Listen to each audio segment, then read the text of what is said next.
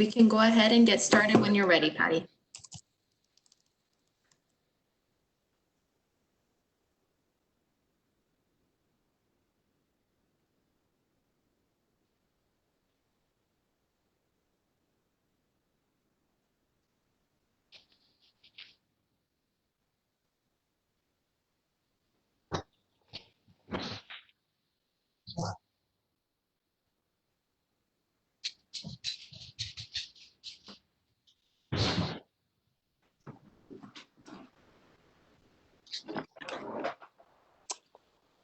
Are you ready?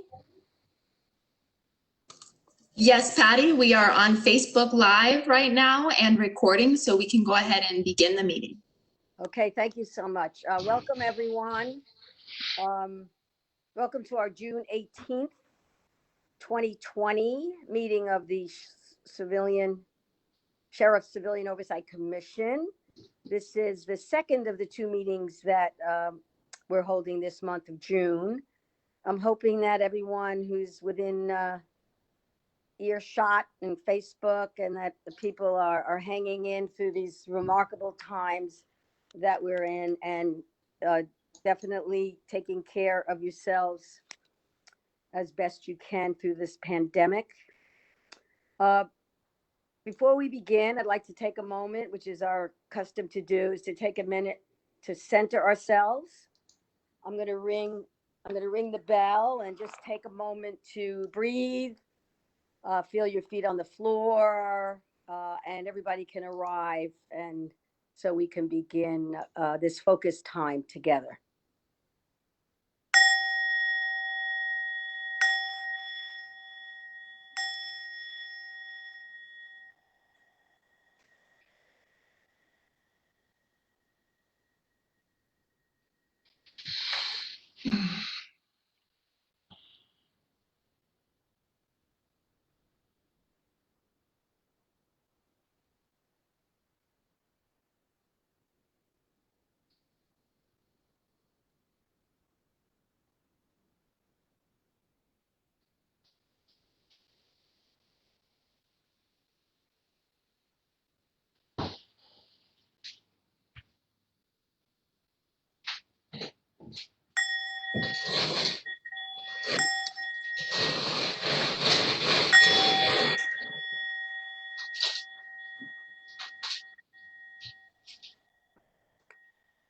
I'd like to invite Commissioner Vera to lead us in the Pledge of Allegiance.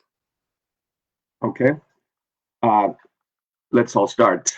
I pledge allegiance to the flag of the United States of America and to the republic for which it stands, one nation, under God, indivisible, with liberty and justice for all. Thank you. I'd like to ask Ms. Williams to take the roll. As she calls your name, please say that you're present. Commissioner Bonner? Present. Chair Giggins? Present. Commissioner Harris? Present. Commissioner Kennedy? Here. Commissioner Ochin? Present. Vice Chair Rubin? Present. Commissioner Tolentino? Present. Commissioner Thompson? Present. Commissioner Vera? Here. Thank you. Thank you. So I want to go over some of the housekeeping and the ground rules for the meeting. As was indicated on the meeting agenda, if you want to provide live public comment, you must access the meeting through WebEx. Please use the web link to join the session with your first name, last name, and email with your computer or your smartphone. When you register, you'll be able to select which agenda items you would like to comment on. Your information will not be shared with other attendees. For those of you calling into the meeting, you must email us your comments at cocnotify@lacounty.gov. Please include the agenda item and meeting date in your correspondence. All correspondence received shall become a part of the official record. When you're going to provide public comment, please be sure to eliminate as much background noise as possible. Depending upon the number of our participants, we will have either 1 or 2 minutes per person of public comment. Please bear with us. We have technical difficulties. We have people who can help us, and we keep getting, a little bit better a little bit more comfortable with the Zooming. But I'm like many of you, it would be really nice to see humans in the flesh and meet together at some point. Okay, with that, we're going to get started. Let's move to agenda item number 1. We need to approve the May 21 and the June 4th, 2020 meeting minutes. Is there any discussion among the commissioners or corrections on the minutes? Move approval. Okay, is there any, have a second for that? Second. Is there any public comment on the minutes? The individuals who had signed up for public comment did not log on to the meeting yet. So we do not have any public comment for administrative matters. Okay, so then can I get a vote? We have the motion. Everyone in favor of adopting these 2 meetings worth, please say aye. Aye. That sounded unanimous. Thank you. Agenda item number 2, we want to continue to discuss the LA County Sheriff's Department's efforts to address the COVID-19 issues within the jails. Since the onset of the epidemic, the COC has been working diligently to be informed of the various efforts by the LASD to mitigate the situation. We've also gotten a lot of information requests from the community throughout these last few months. Today, we will receive an update from the chair of the Ad Hoc Committee on COVID-19, Vice Chair Lael Rubin, and we'll also hear from the chair of the Civil Brand Commission, Commissioner Cheryl Grills. And I'd like to welcome Chief Kelly Porowski, who will be sitting in on this item and available to answer any questions on behalf of LASD. Madam Chair. Is Chief Madam Chair. Porowski here? Madam Chair, Brian Williams here. I just wanted to point out that we also have Lieutenant John Satterfield and Captain Rodney Moore on the call as well. We're also able to answer questions. Oh, fantastic. Thank you. And Chief Porowski is with us too? That is correct. Okay, thank you all for being here. So now I'm going to turn over this portion of the meeting to our Vice Chair Rubin, who will give us an update from the Ad Hoc Committee on COVID-19. Thank you, Chair Giggins. The work of the committee has been extraordinary. We have spent many meetings getting information from various sources. Probably among the most important is our presenter who will present shortly, Cheryl Grills. And of course, our staff person, Daniel Delgadillo, has been extremely helpful. We are in the midst of putting together a written report of what we have found, where we expect to go. Hopefully that will be ready within the next few weeks. But I think what's essential is that the community input that we have had, this commission has had, the ad hoc has had, has been extremely helpful because as one knows, it is often that what one source may say, like the sheriff's department, may be contradicted from others. So with that, I think I'd like to move ahead with hearing from Cheryl Grills, and then we can have some additional comment and input from the commissioners, if that's okay. Yes, please proceed. Thank you. Good morning, everyone. Thank you for inviting Civil Brand Commission back to provide an update on our findings. Since we last reported our findings to the Civilian Oversight Commission, we have conducted, let's see, 2, 3, 4, 6 additional inspections in Twin Towers, Men's Central Jail, Crdf, and Nccf.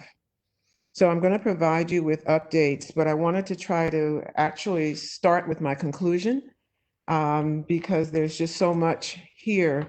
I don't want to I don't want to leave something important out. So the main headlines are, since we last reported in and continued inspections, we continue to find considerable variability in the Sheriff's Department's procedures by jail. So it seems like in one jail, the procedures for signage indicating the status of quarantine or restricted movement is different. The amount of detail that's provided is different. And why is that important? Well, in a couple of inspections, we noted that it was unclear why the particular pod was still on quarantine. And it turns out that they should no longer have been on quarantine, but the information was not clear and labeled well for all who are involved in managing the jail. That's on the medical side as well as the custody side. Secondly, there's great variability in how the trustees are triaged to clean in the jails. And then the cleaning protocols are incredibly variable from jail to jail. And then also in terms of the cleaning protocols, it seems as though the Sheriff's Department has left the procedures, the scheduling of cleaning of pods and cells up to the inmates. So they'll provide them with weekly or bi-weekly supplies of to clean. No trustees are necessarily going in as a general rule to clean, particularly not in quarantine areas. But there's no standard procedure. And I found that quite interesting because from cell to cell, how they're cleaning, how often they're cleaning, where they're cleaning, there's no instruction. Second big ticket item is around COVID testing and notification of results. So mass testing was occurring across many of the jails. There has been a suspension of testing, maybe due to capacity in one of the jails, but across several of the jails, we noticed that people were complaining that once they got tested, they weren't being given notification of the test results. And in one instance, the test results were given publicly in front of all of the women, so they all knew their status. Third big ticket item is there seems to be constant movement of folks from one area to another area, from one pod to another pod, and triaging them into varying levels of quarantine or restricted movement or PUI. And so it's not always clear what's the rhyme and reason to the movement. It seems that the authority to determine movement is being managed by medical. However, we did note several examples of errors as a result of this constant movement where people who were positive were placed in a non-quarantine pod. And as a result, that led to exposure to that pod and they're having to go on quarantine or restriction. Fourth major issue is access to general medical care. It seems that in the midst of all of the attention that is needed, understandably, to address COVID issues, other medical conditions may be going unaddressed, or there's a considerable lag in time before someone is able to be seen. And we provide several examples of that in our report. Fifth major issue is social distancing. In many instances, it's almost impossible. And in areas where it should be highly managed social distancing, it's not. And I'm talking about For example, pods that have that house people who are ADA, who have varying physical disabilities. And particularly in places like Twin Towers and NCCF, the social distancing is difficult to do because the beds are bolted to the floor. And then the way in which folks are distributed across different pods and cells is not able to address the need for better social distancing. A sixth major issue is the trustees. In our last report, we raised issues and concerns about them related to their workload, related to their concern that they were seen as essential workers and were not being released at the same rate for early release because of COVID as other members in the population. Their general concern about COVID exposure and being placed on repeated quarantine. So those are kind of like the large issues. But from the last series of inspections, I will say that many roads lead to medical.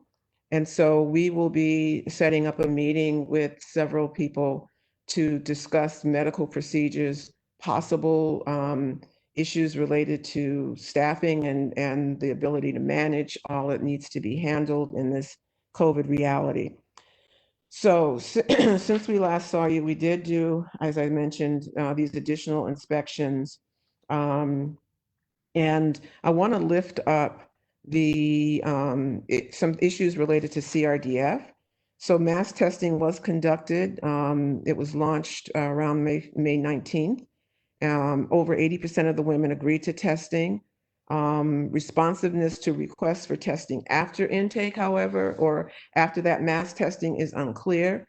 The deputies say yes, if a woman asks for it, she can get it. Several women said no, they have not been able to. In terms of the COVID stats, there have been no COVID deaths at CRDF. 2 staff tested positive. 49 women have tested positive.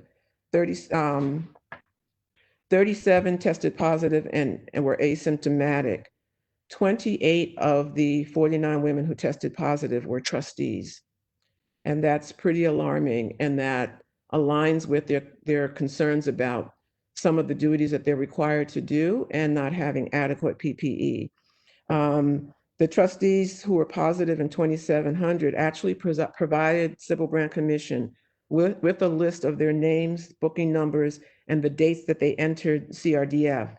73% or 19 of the 26 of the 28 women entered CRDF prior to February 2020, suggesting that they contracted the virus while in custody. We were unable to confirm the entrance dates for 2 of the 28 women. In terms of the quarantine areas, we went back to CRDF East and we went to CRDF East, and that's where routine isolation in 3,300 occurs upon entry. And so 3,300 M and N were on quarantine on June 12th. And then we went to CRDF West, 1,600 pod 2 and 3, 1,600 pod 4, 1,700, 2,800, 3,600, and 3,800 are all on quarantine. Overall, there's very little change in the quarantine numbers or locations rather from June 6th to June 12th. And women are not being sent to CTC, to Twin Towers, because they're at capacity if they're symptomatic. We also were concerned about pregnant women at CRDF. When we went on June 6th, there were 11 pregnant women. When we went back on June 12th, there were 13 pregnant women. 8 of the 13 pregnant women are housed in quarantine pods.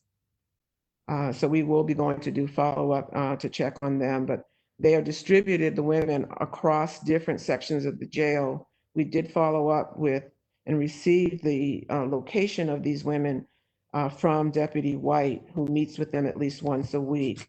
And literally they are spread all over the jail. In terms of kitchen and meals, that was a major concern at our prior report. That continues to be a concern. At the time that we did one of these last 2 inspections at CRDF, there were no inmate workers staffing the kitchen. Breakfast and lunch continues to be these these baggy meals that with a warm meal provided at dinner that tends to be a revolving burritos one day, pasta the next, back to burritos, back to pasta. But the meals seem to be pretty bare bones. The trustees continue to express concerns, and those concerns center around cleaning.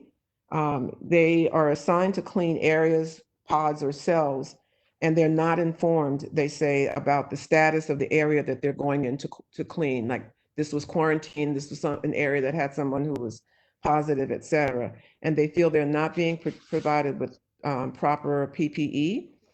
So for example, 2 women who I have their booking numbers reported, were assigned to clean 1,700 once it was removed from quarantine. They were not provided proper PPE, like special masks, gloves, special protective clothing, boots.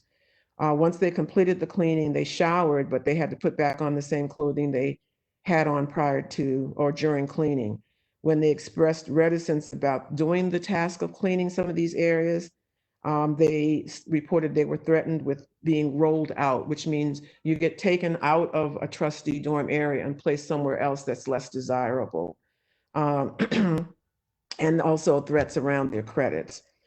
Due to now, of course, the sheriff's department indicated that any individual deputy doesn't have the authority to actually change credits or move someone around. But the women don't necessarily know that. So a threat is a threat is a threat.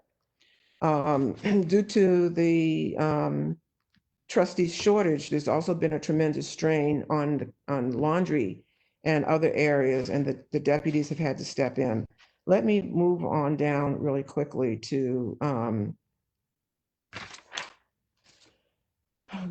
in some instances, quarantine feels like punishment. And so, for example, on May 15th, 1,600 was converted into a COVID-19 positive dorm. 1,600 is known among the women as the whole. And so women who are considered COVID risk are placed there to fight and diagnosed, are put there to quote unquote fight off the infection in their cells. They reported their place in the cell and not given any medications to assist them. One woman said she could not even get a Tylenol from the medical department. When another woman was placed in 1,600 and for 10 days, and she received no clean clothes, was not able to get regular showers, indicated the cell was dirty when she was housed there, and that her sink was clogged for 5 of the 7 days that she was in there. Access to telephones was raised again, especially because there's no programming occurring, so the inmates are not allowed into the day room where the phones are located. In Twin Towers, I want to mention the issue of social distancing. So we went to T232 A, B, and C, and there is good cleaning there. The cells are cleaned 3 to 4 times a day. The inmates are given 2 masks a day, but most of them do not wear them. And actually, while we were there was a fresh bag of new masks that were about to be distributed to the men. The modules, these are the modules for ADA. And so the modules were visibly crowded. We mentioned that, I believe, in our first report to you. That crowding situation has not changed. So the beds are bolted, they're very close to one another. And then you've got wheelchairs in there, and this is on the lower level. And the upper tier, the cells there are for the trustees. So I don't know how they're going to resolve this issue about social distancing, but these are folks that are particularly high risk. But in terms of procedures, especially in that ADA area, their procedures are much better than the ones that we've seen in other jails and in other locations within Twin Towers. That includes signage, that includes the culture within the pod. I know that the CLC is interested in, the general climate in the jails. What's the level of tension, conflict, angst between deputies and inmates? And it's very good in that ADA area, but in other areas, it's problematic. In fact, in one other area that we went to in the jail in Twin Towers, the men were afraid to talk to us because of potential retaliation. Let me just move on and close this out and say that when it comes to NCCF and Twin Towers, there seems to be limited access to the news. And I'm not sure if that is in the midst of the protests, but the men indicated both at NCCF and Twin Towers in different areas that they couldn't get access to TV news. The TV is stuck on channels like TCM and TBS or things like that. And they're not given regular access to newspapers. The daily news, I believe, is brought in periodically. And so they are getting second, third, and fourth hand information about what's going on outside.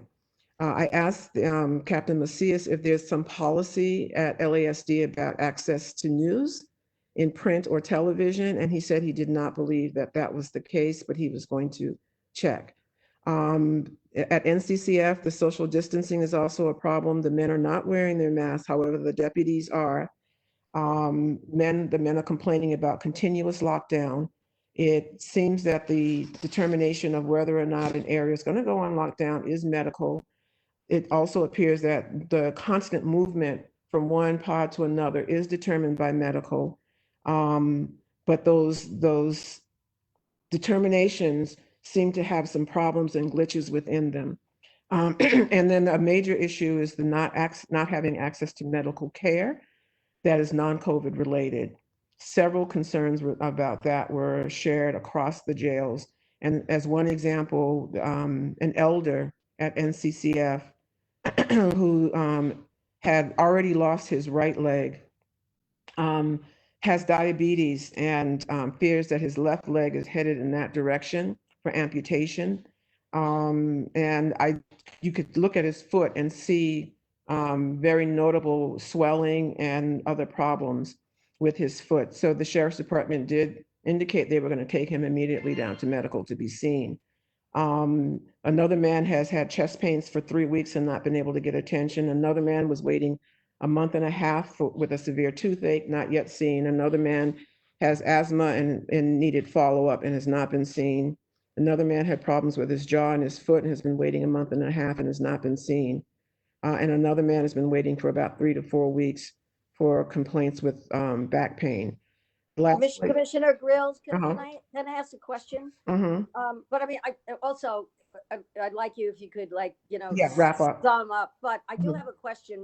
When you're hearing and your people are on these visits and you hear these very specific things, what do you do with that information right then and there? What happens to this information that you see? Right. So we go to share that information with the watch commander or a designee, and we give them the booking information, the issue of concern, and that could be to something medical. It could also be something related to, like at NCCF, lighting that was broken, 3 phones in the pod that were broken, and ask them to address it. And so then they typically, especially if it's medical, indicate that they will immediately get medical to attend to these folks. We also will then in our reports send them to, once they're completed, send them to Captain Macias. And then at our monthly business meeting, he reports back on the status of those issues. The other thing that we've done in our last reports to COC and OIG is sometimes ask OIG if they could follow up on some particular cases, especially related to early release questions. So and from your standpoint, once those things are explained and gotten to the right people in any of your follow-up, how would you summarize the taking care of these issues from your perspective of your commission? Right. I would say pre-COVID, it was pretty good. Once we hit COVID, I don't necessarily see any substantive response to the issues that we raise. So everything essentially that we found before we're still seeing. And I'm not quite sure. And I said this time it seems many roads, I won't say all, but many roads lead to medical. So that's the next area of follow-up. And I really just want to emphasize this issue of the cleaning. I don't understand why, even though the men have to and the women have to clean their own area themselves, why there isn't greater attention given to providing instruction, a potential schedule, and assistance with adequate supplies to do cleaning. There's also concerns about access to legal during this time, access to telephones and access to roll-ups and fish kits. Roll-ups are you're getting your bedding, your towel, et cetera. And then the fish kits, you're getting hygiene supplies across several jails. I think it's because of all of well, as Commissioner Burton says, she feels LASD is in crisis. And so, things that would be normally routine are not happening in any kind of routine fashion. And so there's ample opportunity for many things to fall through the cracks. That's it. Okay. Thank you so much. Commissioners and Commissioner Rubin, are there, do you have questions of Commissioner Grills or comments about her presentation? And also, I guess this might be an opportunity to ask some questions to the sheriff representatives that are here also. Commissioner Grills, your report, as have the past ones, been very disturbing, especially because we seem to have had past assurances from the sheriff that they have made considerable changes in response to your reports. That, for the most part, at least what you've said this morning, doesn't appear to be what's going on. And, unfortunately, describing the sheriff's department in a crisis isn't helpful in terms of, and I don't mean you, but it's not helpful for those in the jails, both inmates and custody deputies. And it seems to me that while it's probably a good idea to talk to medical people, I mean, the basic needs, as you described, of cleaning and clothing and housing really is up to the sheriff. And that's one of the things that I think is important for all of us to keep on top of. I would please, when you can, again, send us your reports. They've been very helpful to have in writing.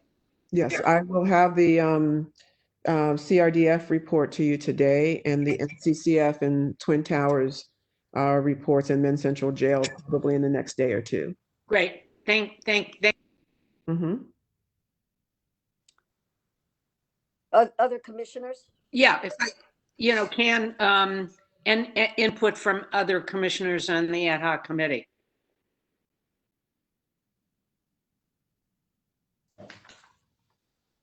Chair, I have a question or a comment. So I agree with Commissioner Rubin, and I very much appreciate Dr.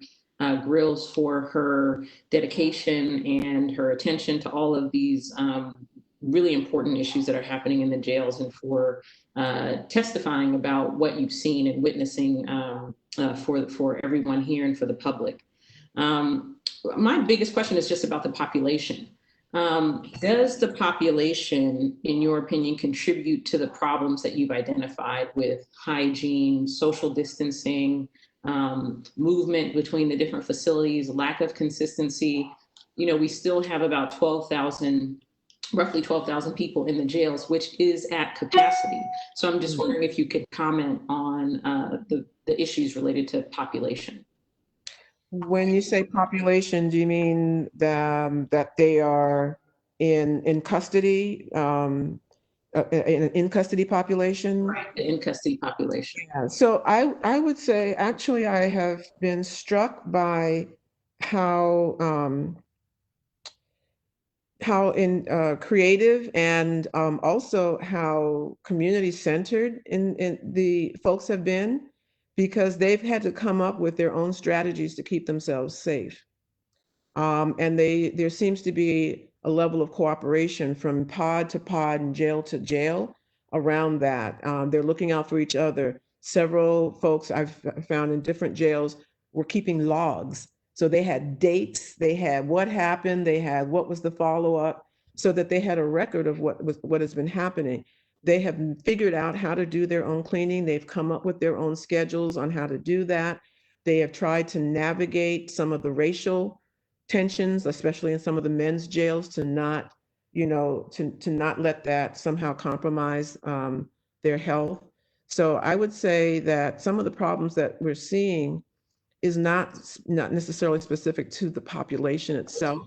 Yeah, I guess and I think that's helpful to know, and it certainly contradicts some of the claims that the Sheriff's Department has made about intentionally, folks intentionally contracting the virus. I guess my question is just about the size of, not necessarily any attributes of, or the behavior of the population, but the size of the population. Oh, yes, absolutely. There's no question that they are not able to accommodate the number of people that they have in the jail in a way that allows for social distancing, that allows for ongoing quality attention to medical issues, to legal access, to basic rights in the jails. There's too many people to really do a COVID protection preventive set of strategies, from just plain bedding people down to how there's movement in the jail.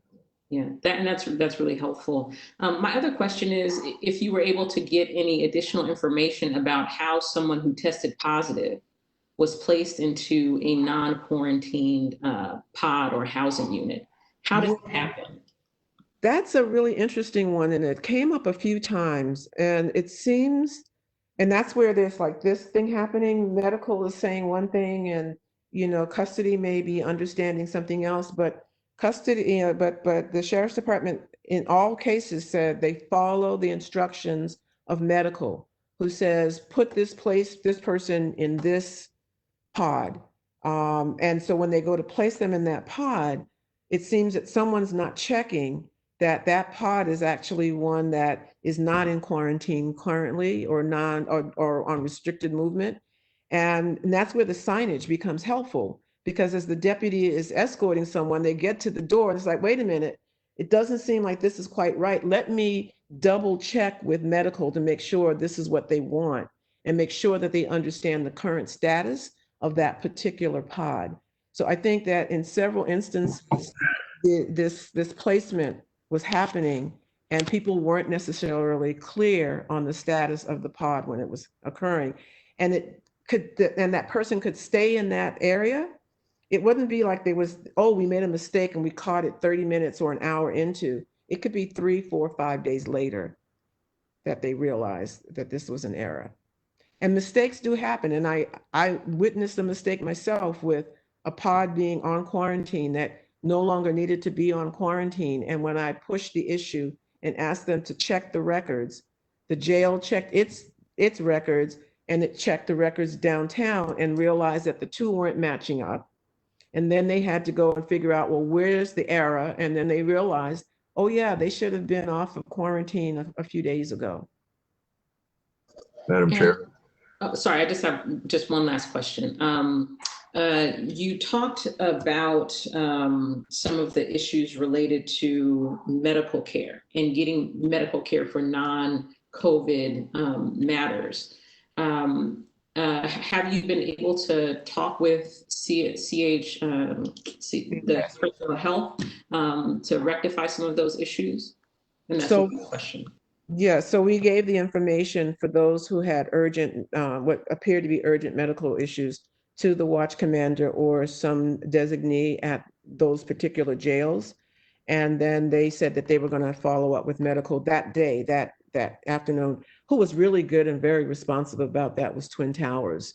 In a couple of instances, when we did follow up and we asked, were you able to get such and such? in a few instances, people said, yes, they did follow back up.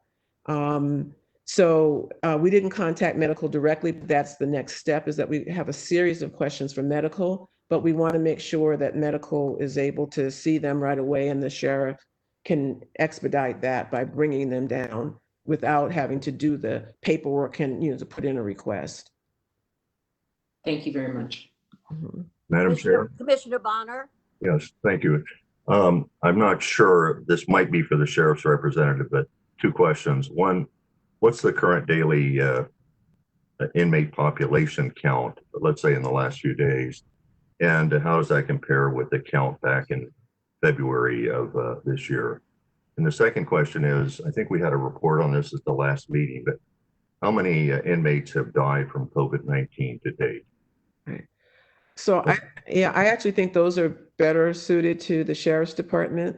We're trying to. But do you know the answers to those questions? So yeah, no, not overall. When Okay. we go in and Do you know how many people have died of COVID-19? How many inmates have died? We've actually been trying to find that ourselves from the sheriff's department's website. You don't know, basically, and that's disturbing. But okay, thank you. But you do raise We'll something. ask the sheriff's representative. Okay, but you do raise something I did neglect to share with folks, and this is something that I am going to be following up with medical.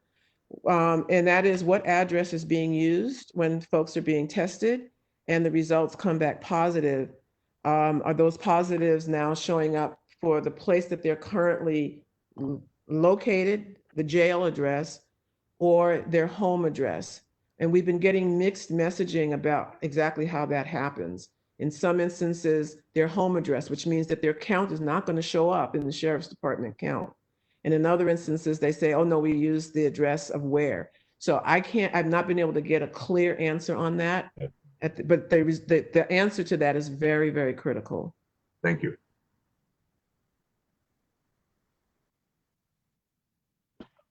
This is our Commissioner Vera. I'm going to jump in because I've been trying to wave my hand.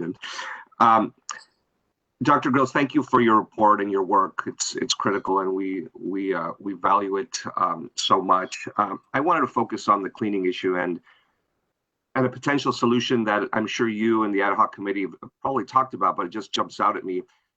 Shouldn't we be insisting that trustees during this period not be forced to be cleaning the facilities? I mean, shouldn't we have professional cleaners with full PPE paid by the county doing that work, at least for this time period? Would that be something that you would support?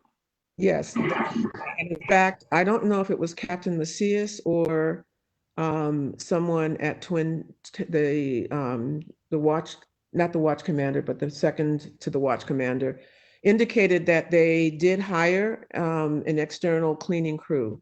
I don't know if that started yet, and that might be jail specific. But yes, it would make total sense if you really want to contain this.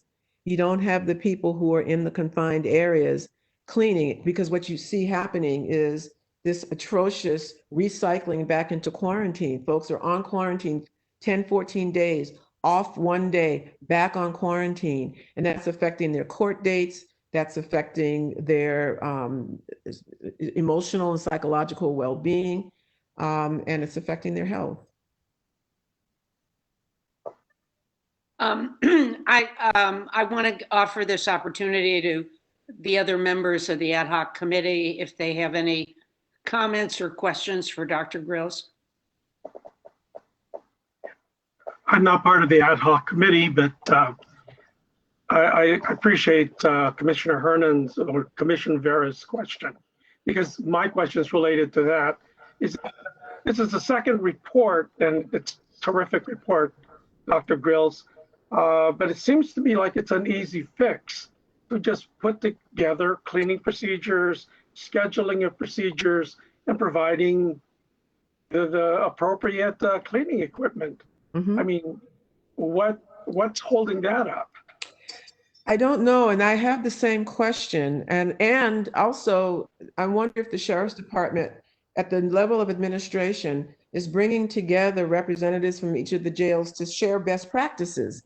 Because again, I look at the variability. So at Twin Towers, they actually have a supervised crew go in and clean, but they give them special clothing, boots, gloves, and proper masks.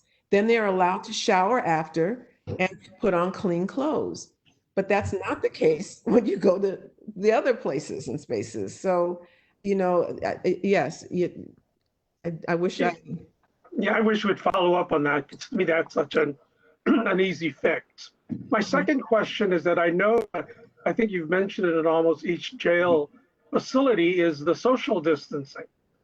And I realize that, the modules and bunk beds are bolted to the floor, but are there plans to do any kind of structural accommodation? It seems like we have other industries that are in the same situation, in which they're taking steps to change structure to provide for social distancing using plexiglass. I mean, is there a way of unbolting it and reconfiguring those modules? That's a great question. And actually, each time I raise it with the sheriff's department, at each particular jail, there's not a response about the possibility of some kind of structural fix. There's more like, well, this is the best we can do, is the essential sentiment. All right, I appreciate if you kind of just keep following up on those two particular questions. Thank you. Okay. Yeah, this is Commissioner Harris. If I could just make an observation, and Dr. Ryle, I really appreciate the depth of your report, and I look forward to reading it. I think the fact that the Civil Branch Commission is in our facilities so frequently is really outstanding, because you are the eyes and ears right now for us to know what's going on. So thank you very, very much for that. Appreciate all you're telling us. But just an observation, I think once again, we're finding that the Sheriff's Department is tasked with trying to deal with this COVID-19 situation. And it's sort of like changing the tire on a car that's moving. Not that there are a whole bunch of places that are doing that right now, but it is very difficult. And the difficulty is compounded, I think, with the fact that there has to be so much movement in and out of our custody facilities for the inmate population to make court appearances. And again, I think this is something that this is a long-term problem that needs to be addressed long-term. But I'm hoping our judicial partners need to be brought into this picture on how it can help towards a solution, at least a partial solution, in cutting down the amount of transportation of inmates into and out of these facilities on a daily basis, because that is just compounding it. We already have a huge problem with the fact that we have employees that, of course, are coming into and leaving the facility on a daily basis. So they add the potential for exposure. But when you throw in the hundreds of inmates that are transported daily throughout the county, it just is making the situation exceedingly difficult to control. So I think the department can do a better job, without question. And I think your suggestion that it would be great for them to bring the folks together from all the facilities and look at best practices. If we got one facility that seems to have figured out that if you have to use trustee workers to do the cleaning, that they at least should be provided with adequate PPE and then be able to shower and be given clean clothing. That should be the gold standard at all facilities. Right. So I'm hoping we can, through your actions and recommendations of this commission, encourage the department to be looking at that as a best practice. This whole issue of laundry, I know, is extremely complicated, because the laundry facilities typically, I think, have a lot of inmate labor that work there.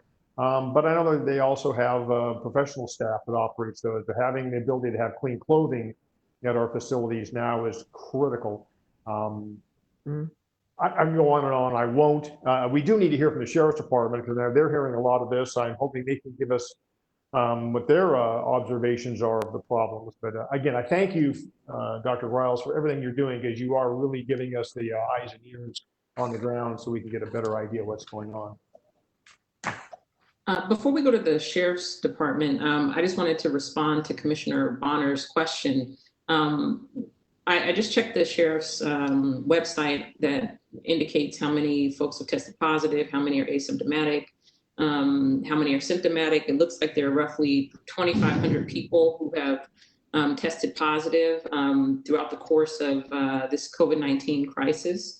We got a report that one person has been confirmed to have died as a result of COVID-19. During our last Ad Hoc Committee meeting, and JP, Leo, or Sean, you can correct me. We also we asked about additional deaths that occurred in the facilities. And I think we heard that there were about 8 people who had died of other medical causes. One person seemed to be an assault. We were told that of those 8, approximately 4 to 6 had been tested and they were negative, and that the other 2, there weren't results. So that's what we've heard. That one death that was reported, I think maybe 1 or 2 weeks ago, that was the last update that we have. And again, it's not listed on the Sheriff's webpage. I just have one other follow-up, a couple of other follow-up questions for Dr. Grills. You said that testing had stopped in a couple of facilities. There seemed to have been my understanding was that universal testing was supposed to happen and be completed by like June 10th. Mm-hmm. So what's the status of that? And maybe this can also be for the Sheriff's Department of that universal testing. So that was Nccf, I believe, that they had not completed the mass testing there, and they were on pause. It sounded like it was because of capacity on the side of medical. Perhaps something with the testing kits. I'm not fully sure. We couldn't get a clear answer, so I got a name and number for someone to follow up on that. We just did that inspection on Monday. No, Tuesday. And so, yeah, that they just seem to be a capacity issue, and they haven't finished, and they said they were going to finish. And then for other folks, it would be an issue of they refused testing at reception for any of a number of reasons. And then when they kind of cleared their head the next day or the day after, said, you know what, it's a smart thing to get tested. It wasn't as a fluid and seamless of a process as medical and the Sheriff's Department reports to get testing after the fact. And did you hear anything from any of the deputies you spoke to or the folks who are in custody about testing when people are released? Given the high numbers of cases and the high number of people who are in quarantine, what are the protocols when people are released so that it doesn't contribute to community spread? Right. That's another one that we are scratching our head on. We haven't figured it out yet, so I haven't reported on it. But it does not seem that folks, when they're being released, are being tested, including folks who may have tested positive. And then, are there any special precautions or provisions provided for them? So it does not appear that is happening. And several folks have mentioned about, folks being released and they were just like, okay, you're gone. And they were coming out of a quarantined area or what have you. Or not necessarily quarantined, but a restricted movement area. And were they given any instructions like this is how you need to quarantine once you get to wherever it is you're going, or were they provided with referrals for housing? Mm-hmm. Anything like that? Right, because we don't get to see them after they've been released, we aren't able to determine that. Yeah. Thank you again. Mm-hmm.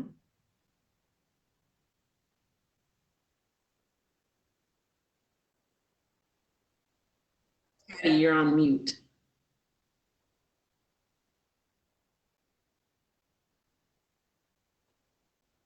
What did you say? So muted. I'm sorry. Okay. Can you hear me now? Okay.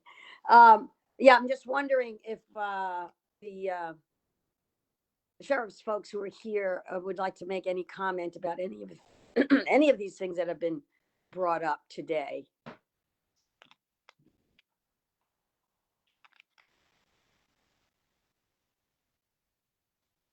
Mr. Williams, are they still with us? They're still here. I think they need to unmute themselves. Okay.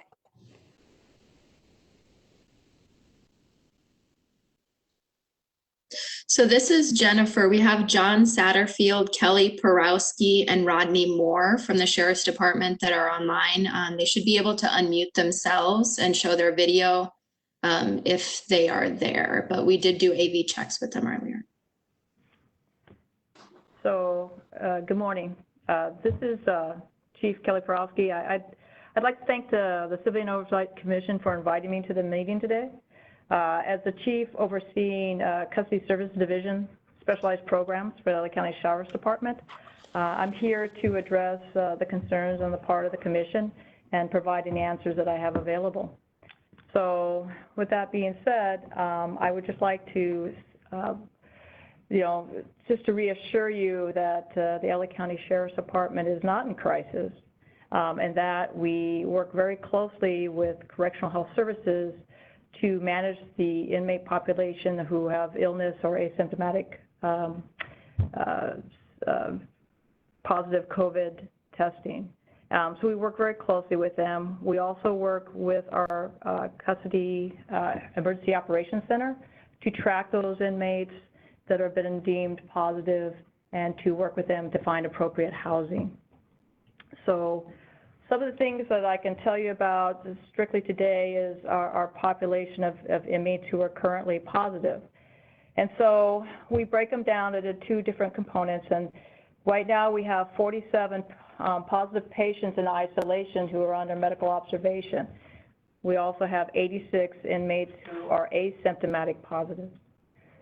Basically, if you've noticed, based on those numbers, the amount of inmates that we have who are currently positive has continued to go down at this point, especially those who are sick, who have symptomology. We also have relatively an increase in number of individuals who've actually recovered from a positive or symptomatic COVID exposure, and we're roughly about at 2,200 inmates who have actually recovered based on CDC guidelines. So we are continuing to test, and we're continuing to see individuals that are recovering. So we are seeing a downward trend at this time. Obviously, that will change based on if we begin to do mass testing again.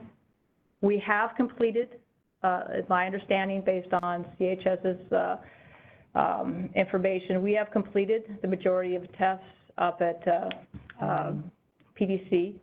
We obviously have some individuals who chose not to be tested. They have refused. If they, however, would like to be tested, I'm sure that if they make that request, that we can forward that over to CHS for them to then go back up and test. Specifically for the female population, we have no females currently who are positive within CRDF.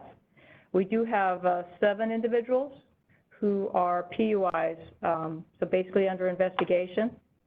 And we have a total of 4 specific locations that are quarantined, equaling about 179 individuals.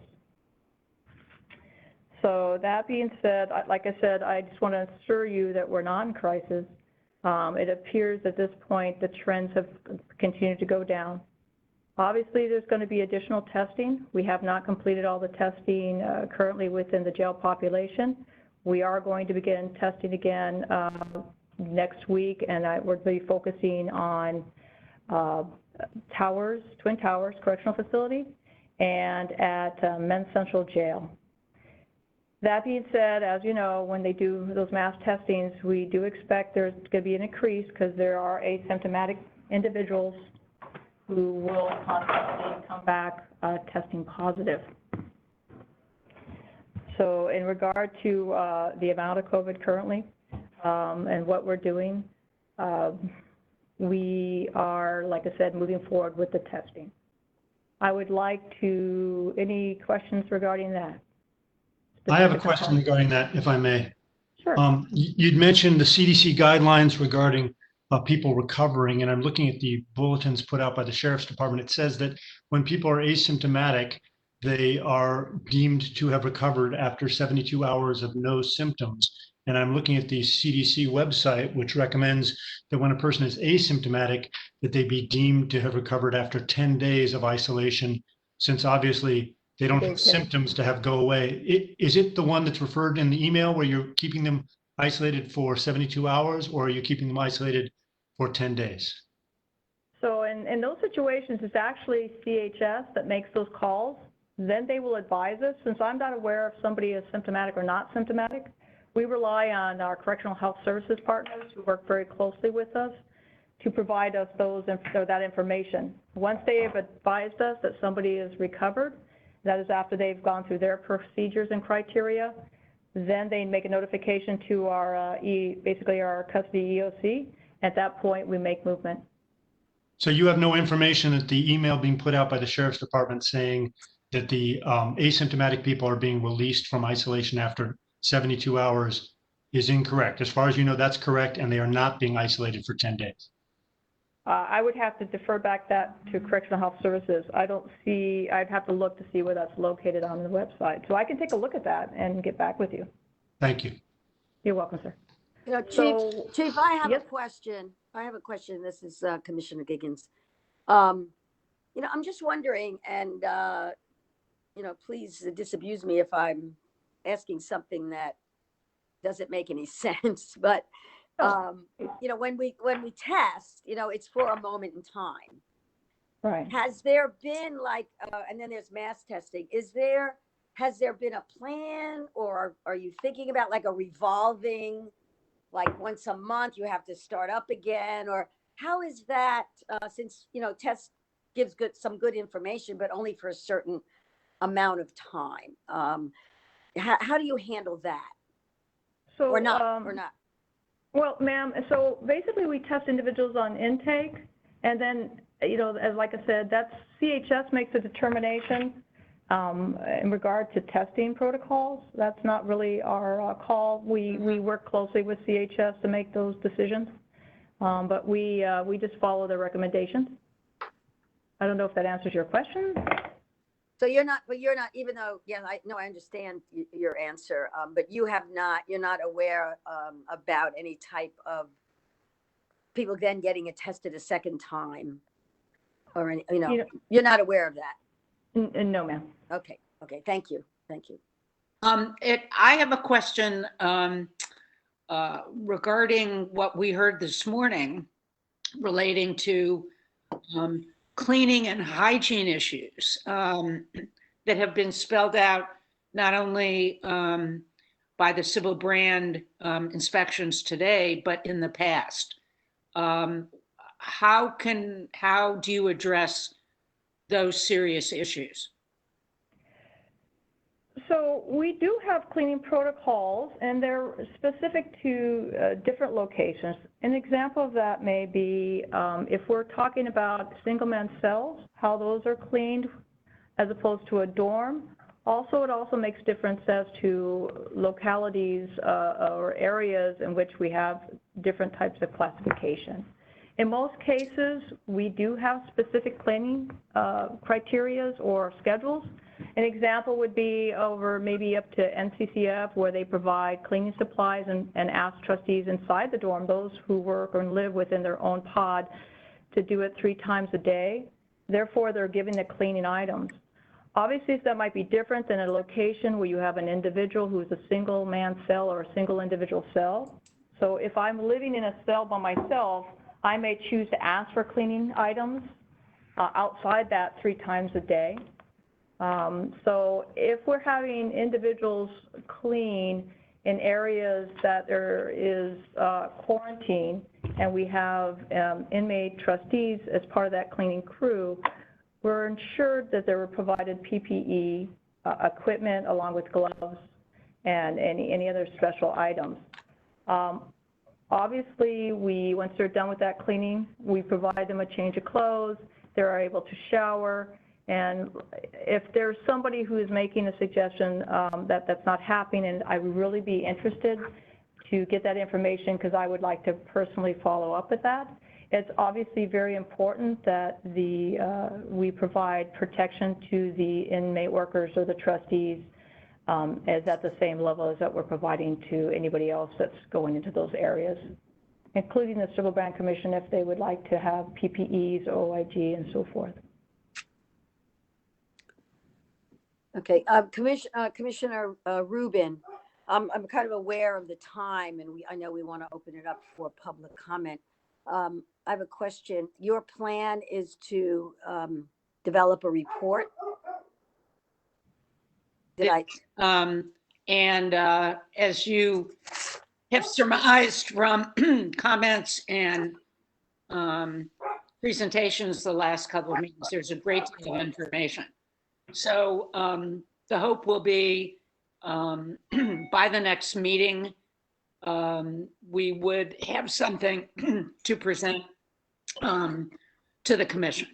And will there be recommendations in the yes, part of the report? Yes.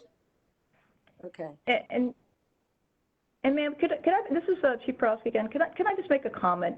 We do have an outside vendor that does come in and they do what's called terminal cleaning that provides, you know, specialized cleanings in those areas that we have positive inmates and so forth. So we do have outside vendors that do come in and do cleaning. We also have individuals who are currently working inside who have done for a number of years that specialized terminal cleaning. And those individuals have then also covered those areas that have come into like the towers, so twin towers. So we have cleaning that's occurring with trustees. We have cleaning that's being brought in from outside that specializes in those deep cleaning areas. So like I said, if we have individuals who are being exposed because they're saying they don't have any PPE, I would be really, I would be appreciative if I can get those individuals' names, and if need be, I can go down and speak to them personally because I have no difficulty going in and contacting the inmates myself. That way they can be assured that they're not going to receive any negative feedback for the fact I come in there and speak with them. Because to me, it's very important that we provide the protection to those inmates who are doing that work. And thank you, Chief. Thank you, Chief, for that. And you know what would be helpful to us as you get this information, if you would maybe circle back with us and say, you know, what I heard here from all the commissioners, we checked up on things, and even if you send us a memo, you know, just to stay connected that we checked up on certain people and we helped remedy some of their situations. I think that might be very helpful to kind of keep the communication flow, if you wouldn't mind. And ma'am, certainly I do not mind. Right now we're trying to put together a process so that we can have checks and balances to ensure that we can have consistency in providing that. One of the things that I struggle with right now is that I know that the Civil Brand Commission is doing an outstanding job going in and providing those inspections and working with us to improve the environment for everybody concerned. However, in many occasions, I will not receive their recommendations or their inspections until 2 to 3 weeks after the event. So an example would be an inspection that occurred maybe June 5th, we won't necessarily see for 2 to 3 weeks. And I know for a fact that they are contacting staff within the facility, but the delay coming at my level makes it more difficult for me to provide a timely response to the COC. And obviously, you know, we would like to work together to address these issues because, you know, there's always room for us to improve how we're treating the inmates or providing them access to things. You know, I definitely want to work. We need to work together to solve these problems, especially now and in the future. Very good. And perhaps you know, with the Civil Brand Commission, that you could all maybe talk together more and you know, speed up the timeline, making sure that and also your staff, as they get information directly from Commissioner Grill's people, that they also get that information to you. There may be, you know, closing the communication gap would probably be very helpful for everyone. Yes, ma'am, and I agree with that, because I would be more than willing to work together to come back with some type of recommendations that we can, and I understand, you know, obviously the civil demand commissioners and Dr. Grills, I mean, they're working very hard. They're kind of the oversight for the COC, but I would definitely would like to work with them so we can come up with a better mechanism, so there's a check and balances to ensure we don't lose anything. That would be great. We really look forward to hearing improvement in that area, or any strategy or plan that you all come up with together. Thank you, ma'am. Yes, I'll make sure I'll get back with you. Great. So, Commissioner Rubin, is it okay to move to public comment right now? I think that would be a good idea. Okay. Excuse me, Madam Chair. I had the two questions I wanted to put to Chief Perowski, and they were, go ahead. And they are answerable. I'd like to have the answers to them because they are relevant. What is the current daily inmate population count? What was it yesterday or the day before? What's the best estimate of that?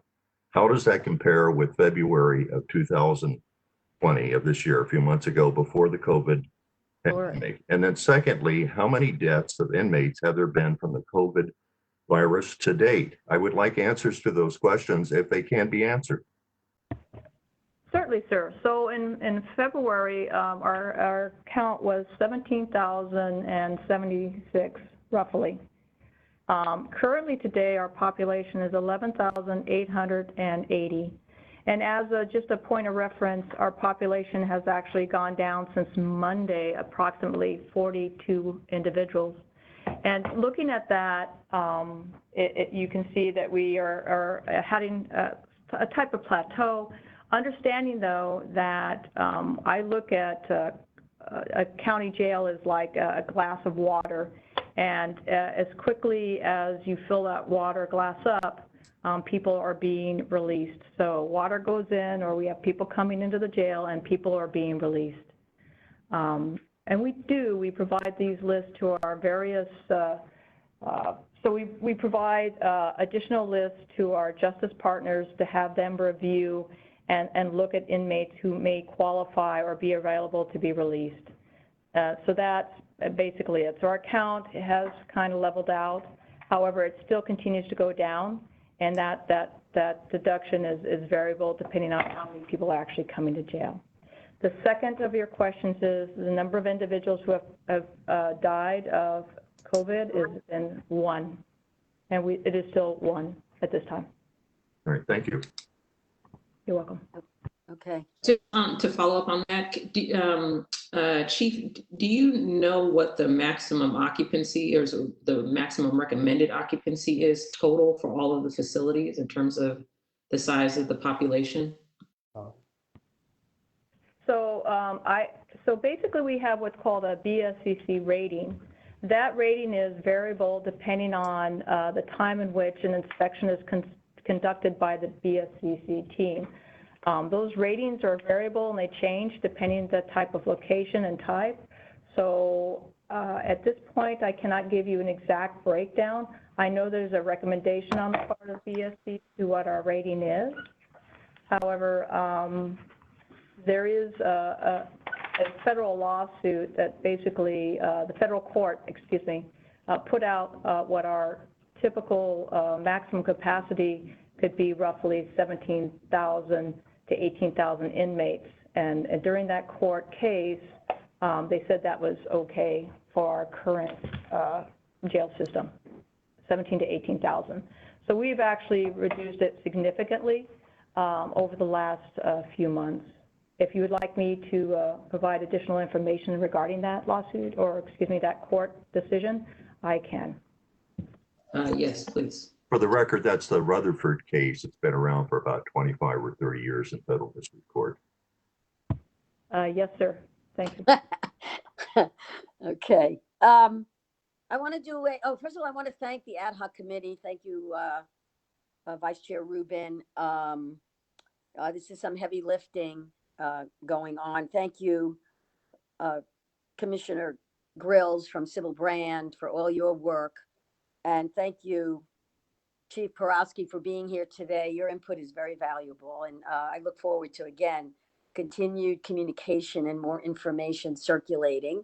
But I want to do a time check. Mr. Williams, we were going till what time today?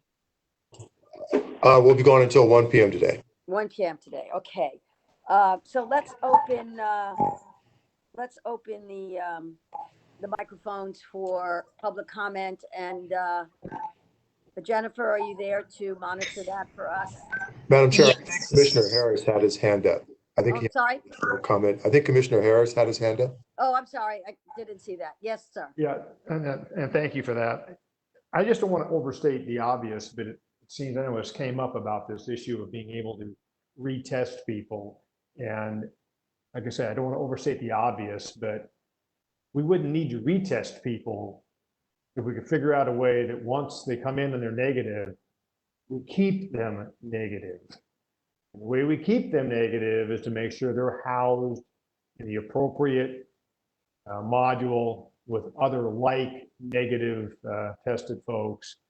And then we need to figure out how, through our judicial partners, we can cut down the amount of movement these inmates have to be subjected to for court appearances and hearings, everything else. Now, I know some of that is absolutely necessary, but I also know that there are some technological solutions to this that seem to consistently be ignored because of money and complexity and all these things. So that's all well and good, but it's time for us to quit beating around the bush and start doing some heavy lifting on those issues of how can we, if they come in negative, we need to make sure they stay negative while they're in our custody. And one of the best ways to do that is correct housing and limit, to the extent possible, movement of these inmates in and out of the facilities where they're just consistently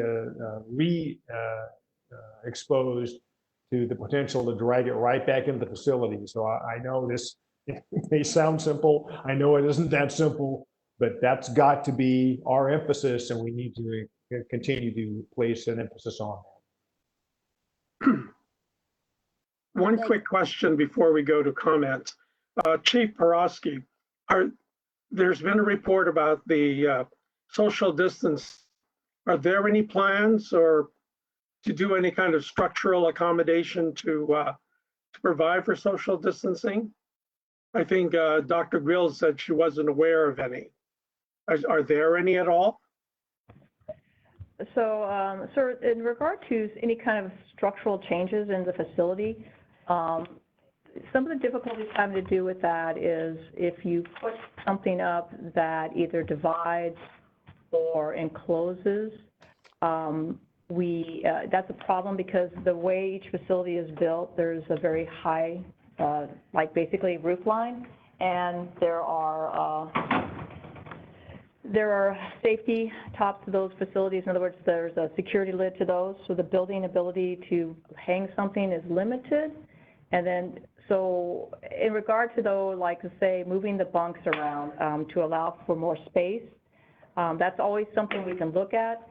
In the areas like in the ADA or 232 area, having those bunks actually secure to the floor then allows you to do transfers from a wheelchair across. So us removing the actual bunks and removing those, basically preventing them from being secured to the ground could make it dangerous, because thinking about coming from a wheelchair onto an area that's not solid, they could actually push that bunk away. So in regard to your question is, we've looked at, we always are considering different options. However, the actual construction component or having somebody in to come and look at that has not occurred yet. No, I don't believe. Thank you. Okay, thank you so much. Jennifer, will you host the comment, please? Yes, we have 32 individuals who have pre-registered to comment on this item. Will we be doing 1 minute or 2 minutes, Patty? Yeah, I think we're gonna have to do 1 minute. We have a lot on our agenda as usual. Okay, we will get started then. Our first public comment will come from Laura Adry. Laura, you are unmuted. Please go ahead with your comment. So much, and thank you to the commissioners for the thorough investigation of these conditions. I think the statement that this is sort of better than other jails should not be the standard that we're holding for care of human life. The instructions from the medical center kind of in terms of doing the best they can with the conditions. I think the sheriffs are kind of using this as an excuse. Even hearing that the population is doing all that they can to help themselves in the middle of not being cared for by the department is very disturbing. It's clear that the population needs to be reduced and the sheriff needs to be held accountable for this kind of blatant disregard for human lives under their care. It seems that they're unfit to do so if they're sort of doing the best they can and they don't have this information to even provide to us about the conditions and the exact protocol happening. I think the mixed messaging and the hidden or unaccessible information is kind of a big red flag in this case, and sort of declaring that these facts that we're able to observe do not qualify a crisis to them is also very disturbing to me.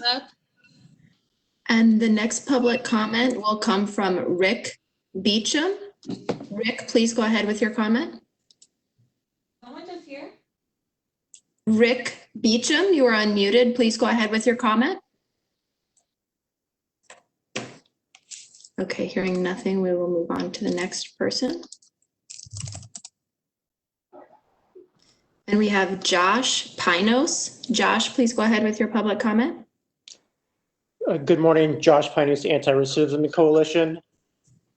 These updates are concerning, but not surprising at least. The sheriffs continue to ignore people inside our jails who will become ill or tragically die due to COVID-19. The sheriff previously stated that people are safer inside our jails than on the street, which is a reckless and dangerous statement with disregard for public health and the well-being of people. It's emblematic how the sheriff's department views incarcerated people to be thrown away or discarded. The sheriff's assertion that he is above transparency and oversight will lead to an incalculable loss of life and further pain on brown and black communities. We need real transparency now, and I urge you everything to do in your power and influence to ensure more people are released. Thank you very much.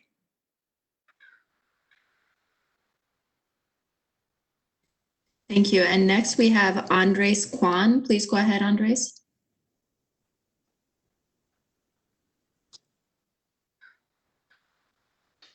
Andres Kwan, ACLU. Where's it? It's a rhetorical question. He's still out there, not here, still breaking the law, still defying the will of the people who voted to pass Measure R. And during this public health crisis that's very much still going on and beckons the best of us, we've got a sheriff and a department who keep showing us the worst of humanity, reckless disregard for human life. The sheriff is a Trump of LA. He thinks he's above the law, above our county's civilian government. And also, as you know, he also defied the will of the people who voted him in to kick ICE out of the jails. Instead, in his major bait and switch, he continued to tear families apart by turning immigrant Angelinos over to ICE. Folks have included people being released to protect against COVID-19, but instead of returning home to their families, the sheriff had them transferred to ICE custody to likely become seriously ill or even die from the virus. Now, folks, by the way, have included so-called dreamers, DACA recipients, and people who are Angelinos through and through, for whom LA has been home their entire lives. Today, the Supreme Court kept DACA alive, but I want you to understand that it only affords very limited protection. And that concludes your time. The next comment will come from now. The next comment will come from Mariela Alberges. Please go ahead with your comment. Mariela Alberges, you are unmuted. Please go ahead with your comment.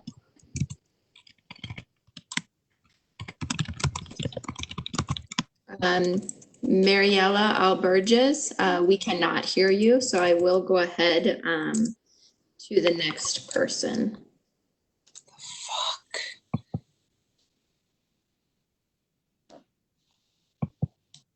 Okay, and TK, please go ahead with your comment.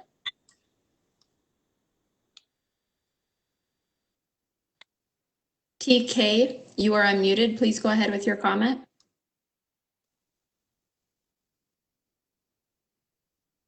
Okay.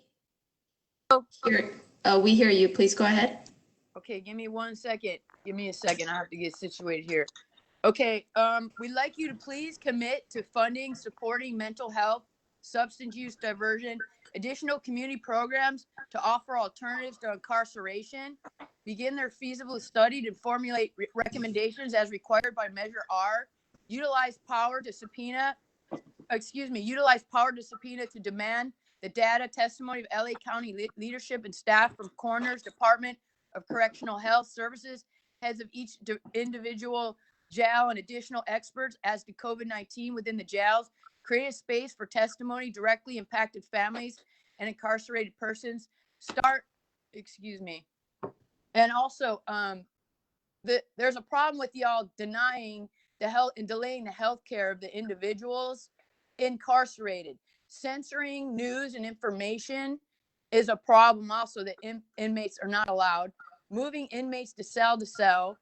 No stats on how many have died is unconscionable. How y'all have no stats on how many have died of COVID? Thank you. And the next public comment will come from Jessica Craven. Please go ahead with your comment, Jessica. Oh, hi. My name is Jessica Craven. I actually was here to comment on the use of force, but since will I be able to comment on that as well? Yes. Okay, so I mean, I guess I will just say that I want to really. I'm a member of the Los Angeles County Central Committee and criminal justice reform, and decarceration is really, really important to me. It's important to all Los Angelinos at this point, which should be really clear. I guess I'm just going to make the general comment that listening to your report on the state of the of COVID in our incarcerated population is sickening and horrifying. You guys should be working to get every single person out of these jails that you can. If they don't absolutely have to be there, and most of them don't, they should be gotten out. And also, I just want to say as the general comment, I have absolutely no faith in the sheriff's department. It is so deeply corrupt and so absolutely racist and sick to its core that it just makes me, I can't even, I'm nauseated just listening and knowing what you guys are capable of and what you have been doing. Thank you. And the next public comment will come from Sachin Medkar. Please go ahead with your comment. Hi, can you hear me? Yes. Hi, yeah. I guess, I mean, I kind of want to echo what a lot of people are saying. I think a lot of what I just heard was very, very concerning. We go from hearing essentially like medical negligence, like all these people with quite serious sounding medical issues not being even looked at for quite a while. We're hearing really insane sanitation issues that we're hearing. People's sinks are clogged. People don't feel like they have adequate cleaning supplies or and that we're relying on literally inmates themselves to do the cleaning. And then we hear from the sheriff's department that like, oh, we're not in crisis mode. This is expected. This is what we're expecting. And to have one COVID death with the fact that it sounds like you're potentially only testing when people come in, I find that extremely dubious. I'd like to know how many people have died since COVID started and how that's changed like percentage of population to number of deaths over the last few months, because I think that we might see that actually the number of COVID related deaths is maybe higher than what we're saying, which is just one. Yeah, I yield my time, but I won't say the end of that. Thank you. And the next public comment will come from Michelle Infante. Please go ahead with your comment, Michelle. Good morning. I'm really surprised, Chief Prowowski, because for her to say that they're not aware of things happening in other departments is hard for me to believe. They have a process, and every complaint that goes through the COC or through the OIG's office, they receive it and they know what's going on. The LASD is not beating around the bush, Commissioner Harris. These are specific tactics used, and it's an abuse of power. And the vulnerability, men and women in our county jails are the ones that suffer for that. Every meeting, either they don't show up or there's this constant shift of change, of people coming, giving answers to your questions and never even answering them. there's just this huge lack of accountability and transparency. And, you know, a lot of our organizations didn't work hard for 6 years for the commission to not start using your subpoena power. So I would implore you to use it as often as you can for the most specific reasons. Thank you. And next we will go back to Mariela Alberges. Please go ahead with your comment. Mariela, you are unmuted. Please go ahead with your comment. Okay, it looks like we're only hearing typing. We will move on to the next person, will be Gina Viola. Please go ahead with your comment. Thank you. I am not understanding how we have not seen the sheriff at one of these meetings yet. Since the pandemic broke out, and now we have a people's uprising where there is a great deal of abuse going on by the sheriff deputies, and we've still yet to see him here at any of these meetings. And today we have someone from his office who's not even showing their video. I'm horribly troubled by this. Everything I heard, under normal circumstances, everything described is short of inhumane and despicable. Under COVID, these conditions are cruel and deadly.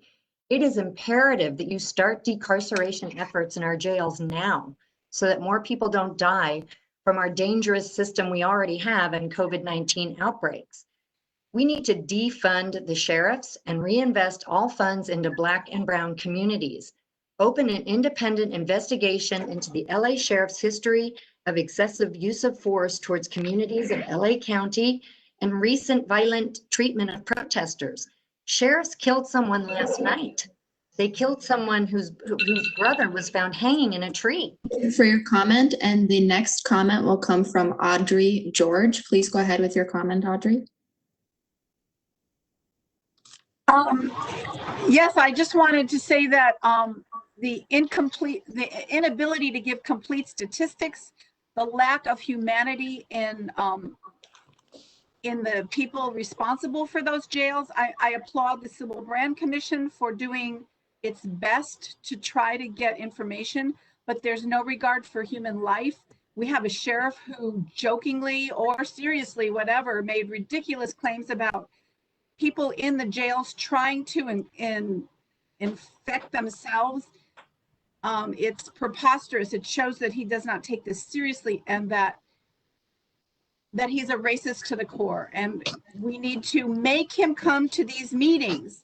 Not only Measure R, but also the Board of Supervisors passed subpoena power for this commission. I don't understand how he can be flaunting, even if he denies the constitutionality of Measure R. We can't accept this. And you have to do something. And the next public comment will come from Adriana Quinones. Please go ahead with your comment. Good morning. My name is Adriana Quinones, and I'm calling you from Hacienda Heights. I wanted to let you know that most of our community is very disappointed in the way the Board of Supervisors and the Sheriff Villanueva have made this a political game.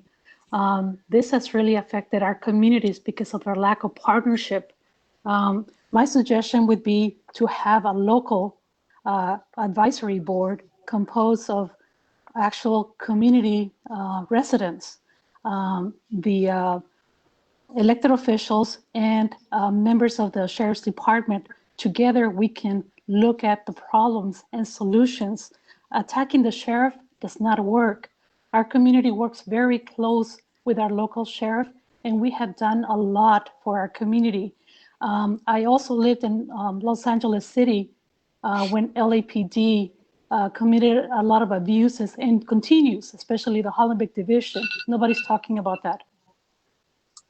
And the next comment will come from Devin Thomas. Please go ahead with your comment. Hi, yeah, I just want to say that I'm absolutely disgusted by what I heard today and the fact that you commissioners are not more outraged. Clearly, you don't care about the lives of these prisoners. They are human beings. These are conditions that should send the sheriff to the Hague. And frankly, he's clearly a racist. He clearly doesn't care about human life. This is absolutely disgusting. You're disgusting for not doing more. Free everyone in the jails now until you can guarantee their safety.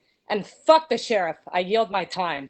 The next comment will come from Jessica Carter. Please go ahead with your comment, Jessica. Good morning, Jessica Carter, System Impacted Intellectuals.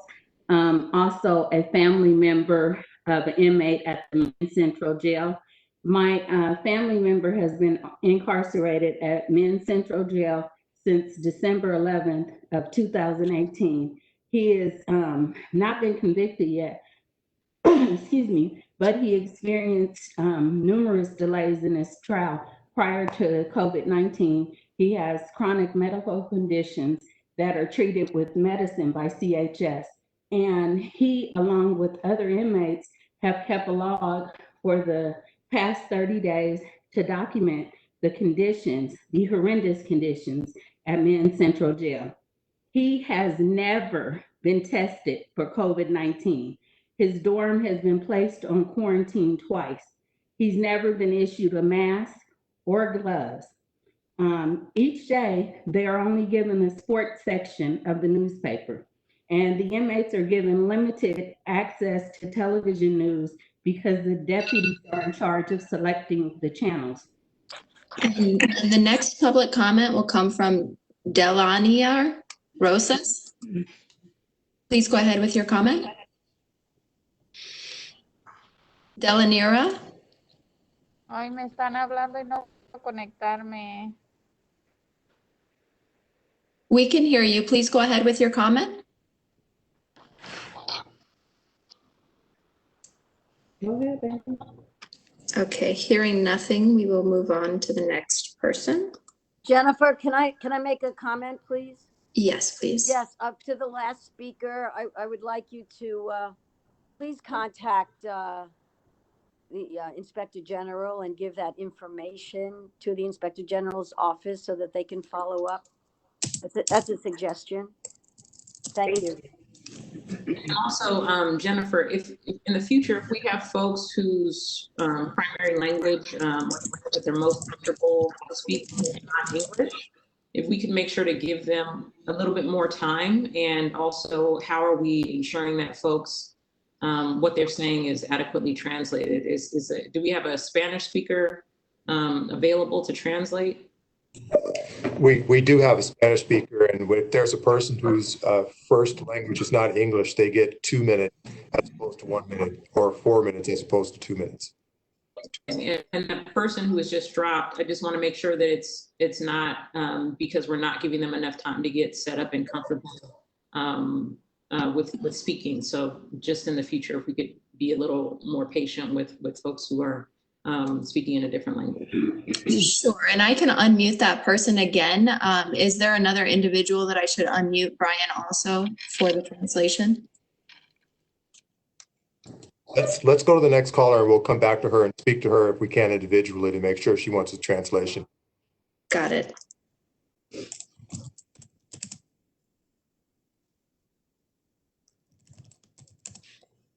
And the next comment will come from Ashley Flores. Madam Chair, to give you Ashley, you are unmuted. Please go ahead with your comment. Ashley Flores, you are unmuted. Please go ahead with your comment. Yeah.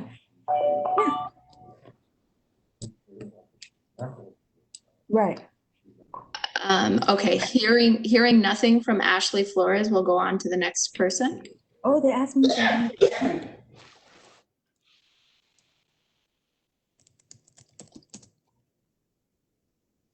And we have Sabrina Shu. Please go ahead with your comment.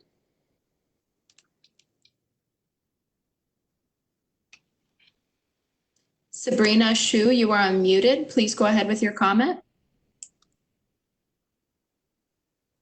Okay, hearing nothing, we'll move on to the next person. Okay, we have Lauren Keys Scott. Please go ahead with your comment. Okay, hi. So there's so much that needs to be discussed, and pretty much you all know that this is absolutely disgusting, completely unacceptable. The fact that the LA County Sheriff has known for decades and they've shown they don't care for human life. They don't care for inmates. They're harassing inmates, family members. You guys just got outed for harassing and intimidating federal agents. So let's not act like this is some brand new shock or surprise, okay? Okay?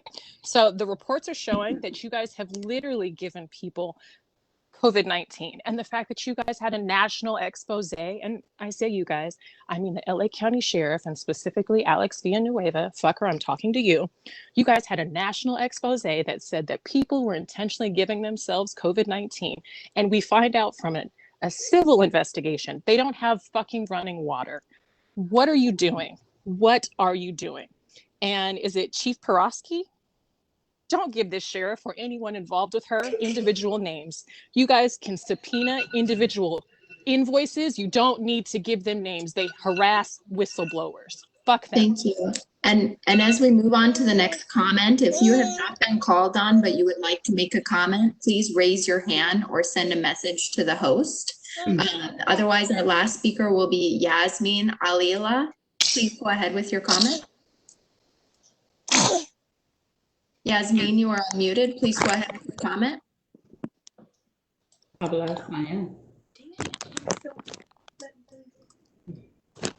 Okay, hearing nothing, we'll move on to the next person who just signed up, Jordan Eisler. Please go ahead with your comment. Wait a minute. Jennifer, can we hold for a second? Go back to the previous caller. I think that she wanted to speak in Spanish, and we do have a translator available. Yasmin Alali. Yasmin Alali is unmuted. I do not hear anything though. Okay. Okay, I will move on to the next one. All right, thank you. Jordan Eisler, please go ahead with your comment. Hello, I would just like to say that I'm disgusted by the situation in the prisons right now. You're patting yourselves on the back for releasing prisoners, but this is the first time in decades that you guys have not had overpopulated county jails. And like, if I have to wait in line when I go into Trader Joe's or whatever, because we are only at a third capacity, that's the bare fucking minimum we can ask of prisons and jails, where people cannot social distance. They don't have any access to PPE. They don't have even access to running water, as per the previous speaker. It's disgusting. It's clear that you have no regard for human life, and the bare minimum that you can do is release a huge portion of your prisoners. And what you really should be doing is releasing them all until you can adequately care. It's disgusting. You should be ashamed of yourselves. Okay, and the next comment will come from Jacqueline Venters. Please go ahead with your comment, Jacqueline. Yes, praises to God first. Justice for Tanel Billups, that was wrongfully shot in the back by Deputy Gonzalo Azusa. I wanted to give you guys an update, and I want to see how long it's going to take my son to get released after this investigation, how long this investigation is going to take place. Last Friday, I went to the sheriff's station to retrieve a document from the station that arrested him. His name is not even in a computer. I asked them how far did their database go back. They said to 2005. And I'm just disgusted because this has been a long time coming. I have sent letters to every agency years ago. And I keep thanking God for hearing my cry. I don't know who hands it got into this time, but it got into the right ones. And I want everybody that was involved in this to be prosecuted, because this is ridiculous. And I don't believe nothing that they say. The sheriff department, you guys that have your loved ones incarcerated, tell them to talk to your loved ones, because they're going to get on there and tell whatever they need to say to cover their behinds. And that's what they've been doing for years. Everything that they arrest us for, that's what they've been getting away with it. Murder, kill, rape, everything. And we're tired, you guys. Thank you. And the next public comment will come from Tupe Asita. Please go ahead with your comment. Hello, everyone. I just wanted to make a comment because I also have a loved one inside Men's Central Jail, and I believe Chief Porowski was speaking about they do not give out cleaning supplies to the inmates over there. They do not have masks. The deputies that are in Men's Central Jail, all they do is harass and bully the inmates in there and laugh at them, and actually told them that the virus isn't that serious. I don't think that's right, because they're sitting in jail. They don't get to go home. The sheriffs get to go home. The deputies get to go home. The inmates are sitting in their cell. They don't even have buttons on the high power floor for them to even ask for medical if they need help. They have to literally flag down a deputy. That doesn't make any sense. They don't even have medical forms for them in there. So I don't know where she's getting her information from, because I speak to my loved ones and family members that are sitting in Men's Central Jail, and they do not get those cleaning supplies or stuff that they're saying, that her reports are saying that are coming through. I don't know where she's getting that from. That doesn't make any sense. They get to go home while our loved ones are sitting in jail still. This is not right. And the next public comment will come from Trudy Goodwin. Please go ahead with your comment. Hello. We know that people cannot get well in a cell. I have no reason to think that Dr. Grill's information is inefficient. I believe that the cleaning of the jail facilities is inappropriate, and there is no way to deal with the cleaning of jails using proper procedures when prisoners are being relied upon to do most of their cleaning. And I heard the sheriff say, if they ask for cleaning supplies, they will be given them. It's crazy to think the sheriffs do not know if cases of COVID are being reported at home addresses or in the jail facilities. That's nuts. It is clear that this system is ineffective. If there's no system in place to determine where prisoners are contracting COVID, people need to be allowed to go home. And the next comment will come from Josh Androwski. Please go ahead with your comment, Josh. Yeah, I'm sorry, but I can't believe a word about the state of our jails from the same department that kidnapped an FBI whistleblower, has multiple white power gangs, and can't even throw a fucking Christmas party without a massive brawl. Sheriff Villanueva has consistently fought against sanctuary city laws for our undocumented neighbors because he's a Trumpy piece of shit and nobody in his department should be trusted. In just the past week, sheriffs killed Michael Thomas in his own home after saying that he reached for a weapon, but his family members said that his hands are disabled. And how the fuck did the brother of Robert Fuller, who was lynched, end up shot to death by deputies? Subpoena every person involved, release the prisoners, and defund the sheriff's department. I yield my time. Fuck Sheriff Villanueva.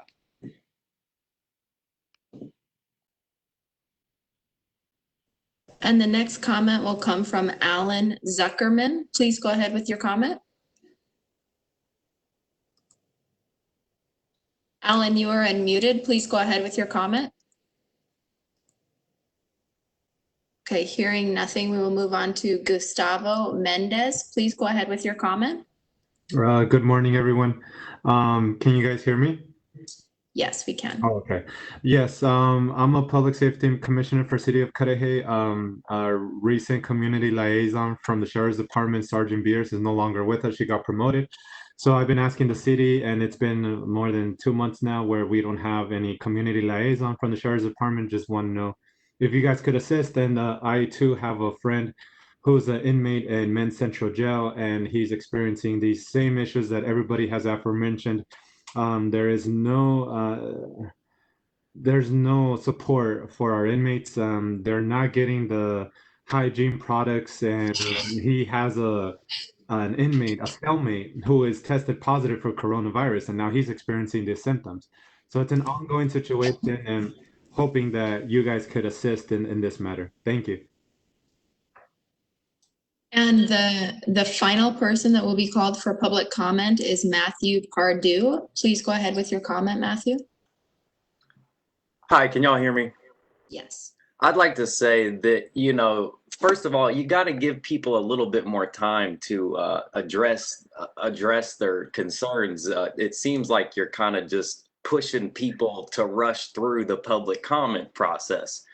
Secondly, you know, it's just clearly inhumane, the conditions that these people are in the jails. And during this time, you know, we have to release these people and set up a system that is humane before you can continue to let these things go on.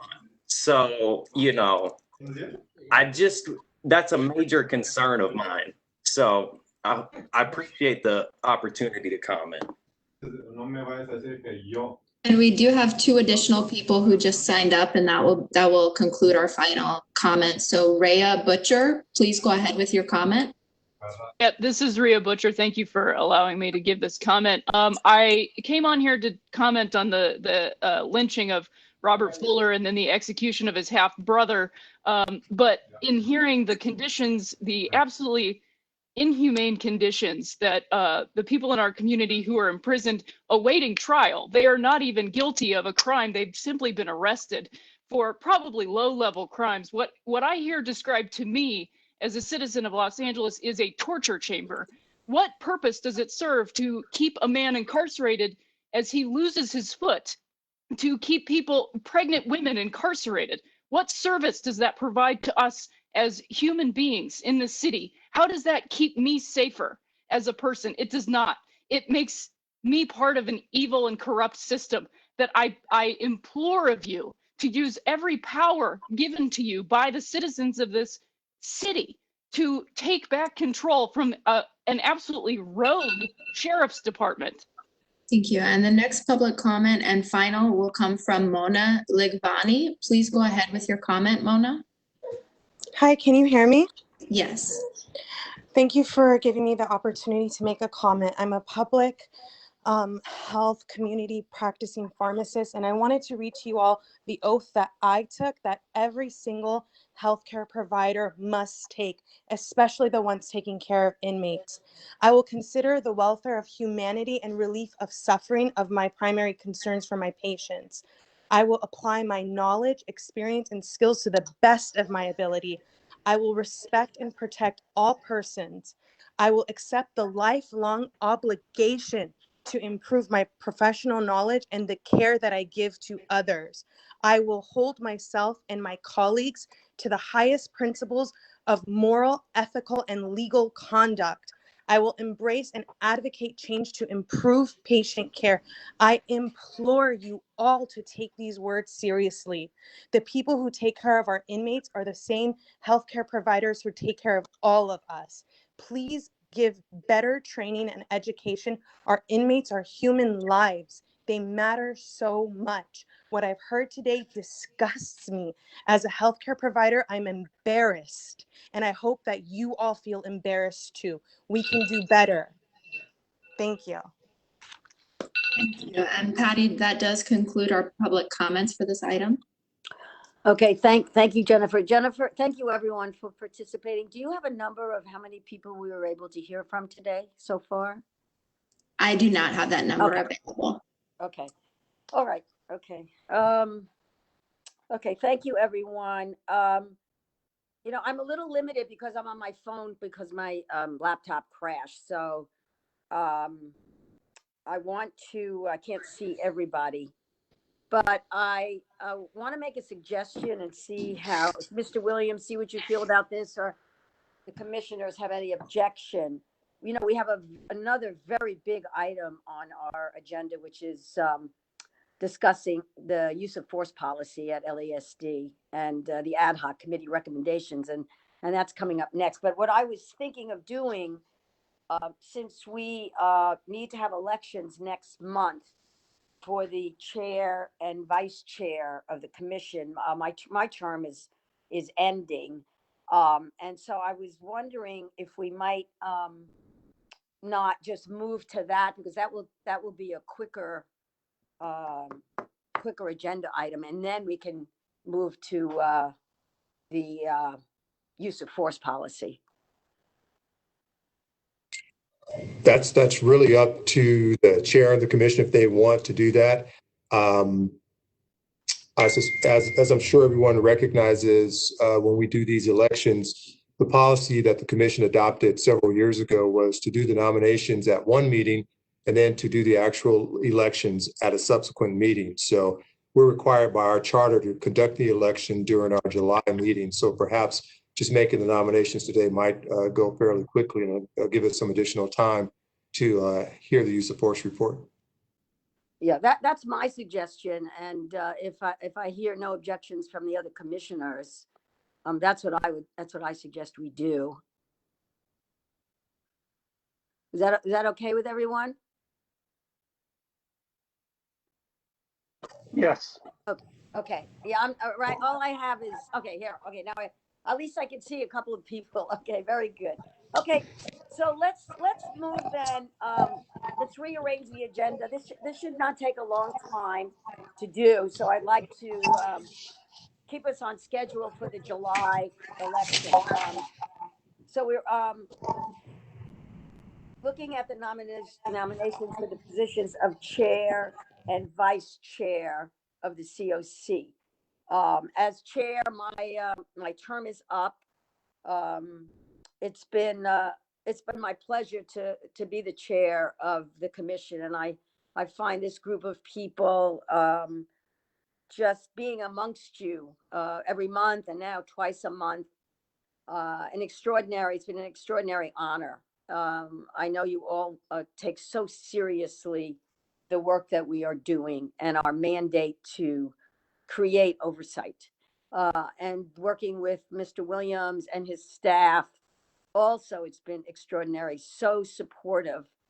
There's a lot of preparation that goes into our meetings, every one of our meetings, and without the excellent commitment and help and talents of the COC staff, I know that I would not, be able to do this job at all. So I just wanted to thank everyone for your amazing intentionality and taking so seriously these issues that come before us.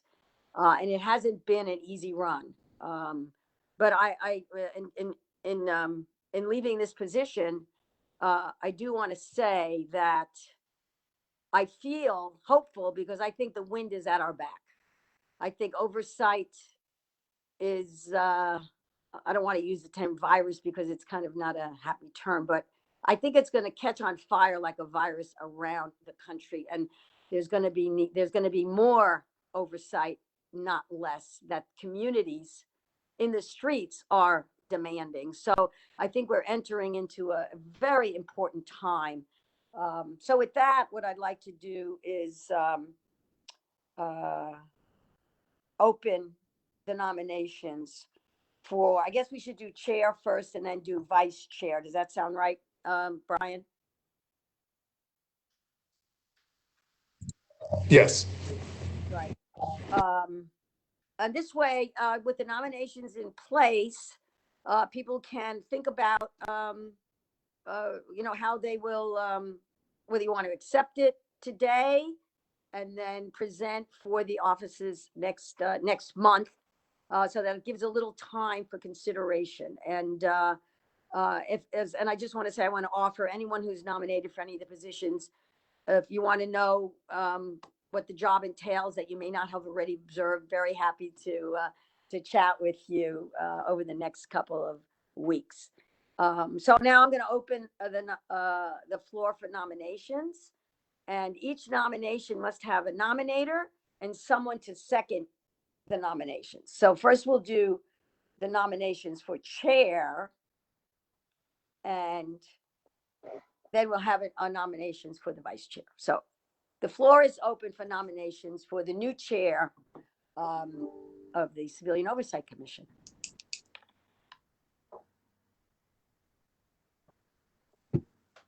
I would nominate Lael Rubin. And do we have? I would second that nomination. Okay, we have. Thank you, Commissioner Rubin. We have a nomination and a second. Are there any other nominations for chair?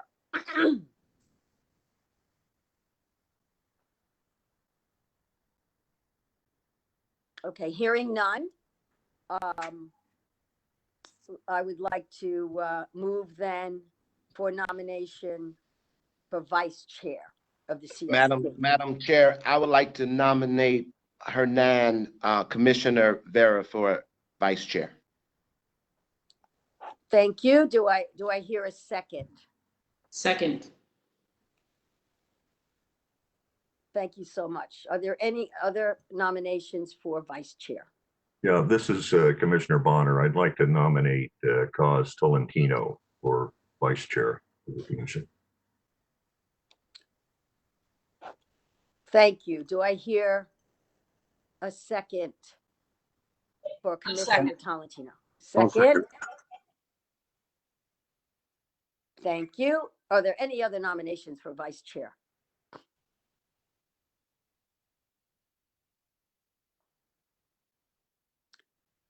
Okay, hearing none, then what I would like to do is, thank you all. I would like to ask for a motion to close the nomination. We want a motion and a second. So And this is Jennifer. I just want to mention that there are 2 individuals who have signed up for public comment on this item. Oh, well, okay. Well, I believe we can close. I think it's appropriate to close the nomination and then open for public comment, or not, or do I wait? Yeah, I maybe county council can chime in on this as well, but Yeah. go ahead and close the nominations. In terms of public comment, because there's no action being taken on the actual vote today itself, perhaps we can hold that public comment until the next meeting when there's an actual vote. Brian, I think that is correct. You can hold the public comment if you'd like to. Okay. So shall we do that? Is that a vote? Is that a vote for us to do that, or we just to do that?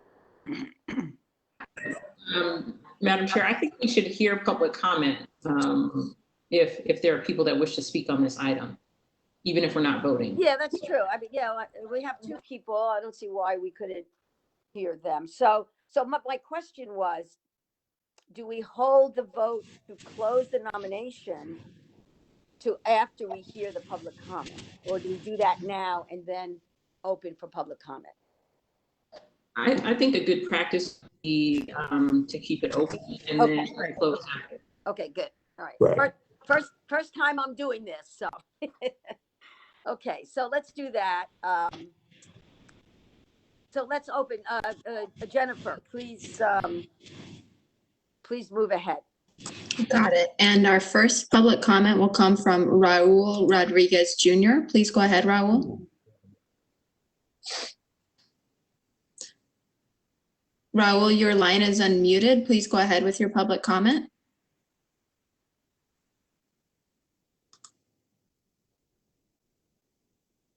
Okay, hearing nothing, we will move to the last person for public comment, which is Tabitha. What time are you leaving? Flood. Tabitha, you are unmuted. Please go ahead with your public comment. Okay. Tabitha Flood, you are unmuted. Okay. Please go ahead with your comment. I'll come definitely before that time. Okay. That concludes our public comment. It appears they were not speaking with us, so that is it. Okay. All right. Thank you. Okay. So I need a motion to close the nominations. I move to close nominations. Thank you. And I hear a second. Second. Very good. Everyone in favor? Aye. Aye. Very good. Aye. Thank you so much. So we have a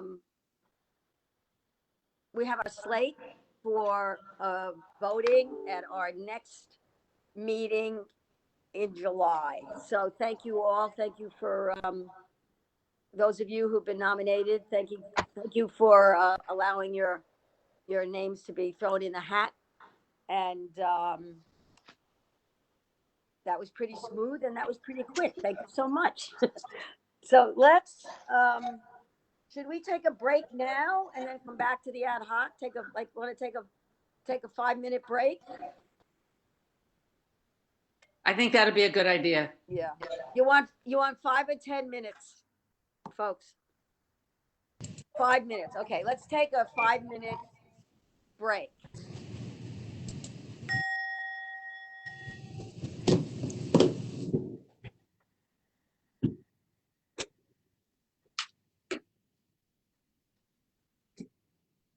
Oh my God, I spoke with him yesterday.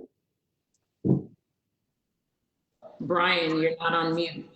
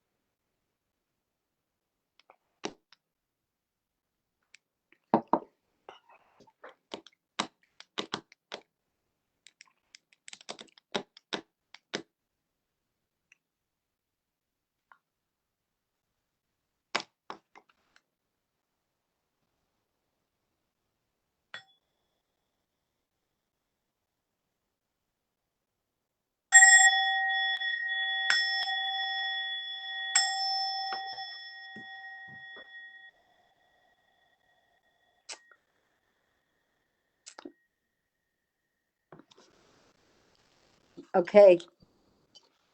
Hi, everybody. Are we coming back?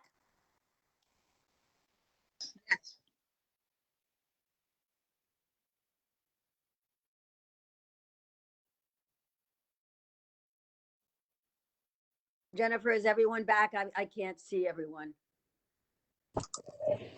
That was a fast 5 minutes. We have a quorum. We have a quorum. We're ready. We're ready? Mhm. I want to make sure the use of force ad hoc committee folks are here. So I see Hernan, JP, Lael, Rob, Sean.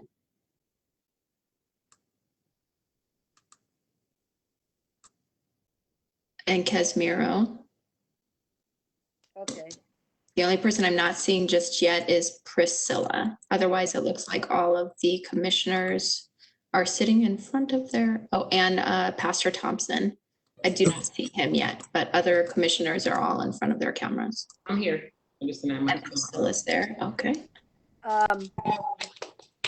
A quick question, if I might, Jennifer. On my phone, I'm only able to see 4 squares, and I'm not seeing any other place to view get a grid view.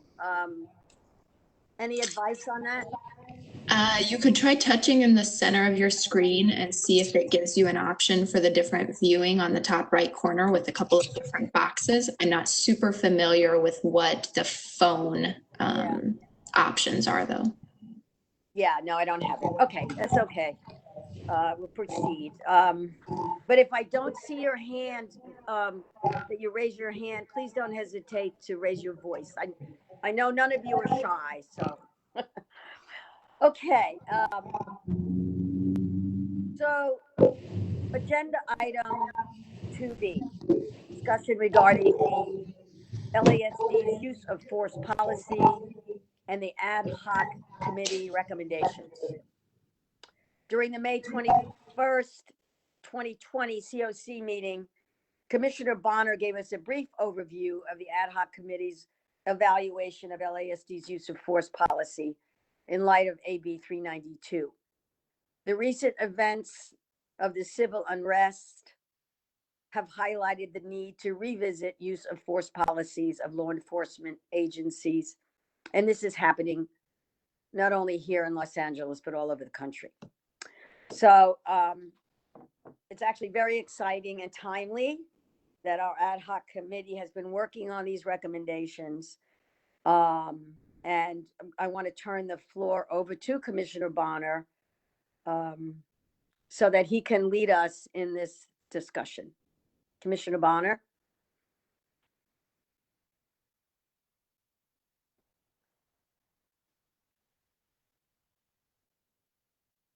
And noted the civil unrest. And we also noted in that statement that too little has changed. Over the past. Rob Bonner, if you could please start over, you were muted. Please start over. Oh, I see. Thank you. Was I muted? Okay, well, you muted me. I'm unmuted, but. You're good to go now, sir. All right, so taking it from the top. Thank you, Madam Chair. Can you hear me, Madam Chair? Yes, I can. All right, thank you. I was just noting that at our last meeting 2 weeks ago, the Oversight Commission issued a statement regarding the murder of George Floyd and the civil unrest. And in that statement, we made the observation that too little has changed. Over the last 2 weeks plus, the use of force ad hoc committee of the Oversight Commission has met and discussed the need for change and reform, and we've developed 18 recommendations that are attached to the agenda. Incidentally, let me digress and say the ad hoc committee regarding the use of force is comprised of Commissioners Kennedy, Thompson, Harris, and myself. While this list, which is attached to the agenda, is not intended to be exhaustive, let me just underscore that. We have proposed that the Oversight Commission, the full commission, adopt and forward these 18 recommendations to the sheriff and to the Board of Supervisors. The first 14 of the recommendations of the Ad Hoc Committee deal with directly with the Los Angeles County Sheriff's Department and the sheriff. The last 4, I'll note, are not directly under the control of the sheriff or the sheriff's department. We want to emphasize that the recommendations that we have made are doable. They're all doable. And many of these recommendations, in fact, the first 7 recommendations we've made can be done immediately without delay. And I will, I'm just going to highlight, if I could, Madam Chair, several of the recommendations, not all of them, because they're all attached to the agenda, and I'm sure everyone has had a chance to read them, but I do want to touch on or highlight several recommendations of the Ad Hoc Committee. Indeed, the first recommendation is immediately underscored, assure that the use of force policy of the Sheriff's Department clearly and unequivocally prohibits chokeholds and any other restraints on the carotid artery by whatever means, and assure that this prohibition is immediately made part of deputy training. The second recommendation is immediately make clear in policy that a deputy witnessing excessive or unnecessary force being used by another deputy has an affirmative duty to intervene and attempt to stop such use of force. Let me drop down to recommendation number 7, which I think is, they're all important, but let me emphasize this one. Immediately provide the Office of Inspector General and the Civilian Oversight Commission with unfettered access to proposed policies, internal and disciplinary processes, investigations and decisions, including deputies' records of complaint and disciplinary record, including briefing of the COC's Ad Hoc Committee on Use of Force at the earliest opportunity after lethal force has been used. Recommendation number 8, henceforth, all lethal uses of force by deputies should be investigated by an independent agency. In this regard, the Office of Inspector General should be designated the primary investigative agency for all lethal uses of force.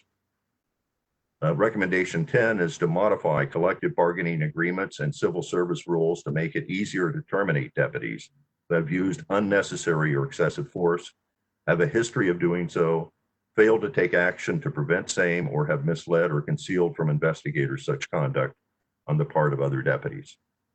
And I'll just mention one more, and that's recommendation 14, and this is all important, and it will be all important for our new chair of our commission, is to encourage the sheriff to embrace the foregoing reforms and establish a working group to work with the Civilian Oversight Commission to accomplish recommendations 1 through 13 above as expeditiously as possible.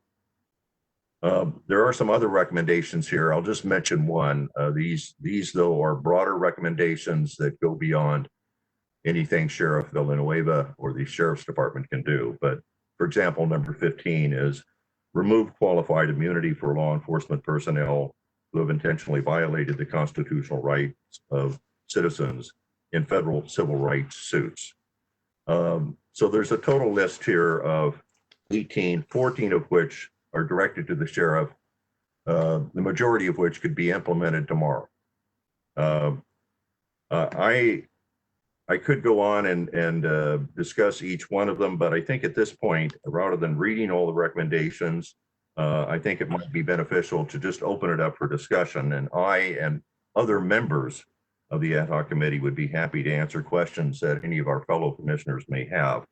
And I will say, before I turn to generally, let me ask my fellow Ad Hoc Committee members if they have any additional comments, thoughts, or observations before we open this up generally for questions from other commissioners. And I'm directing this to Commissioner Kennedy, Thompson, and Harris. This is Commissioner Thompson. Thank you, Bonner, Commissioner Bonner. Well done. I am curious just to hear the commentary and thoughts of our fellow commissioners based on what the Use of Force Ad Hoc Committee is proposing.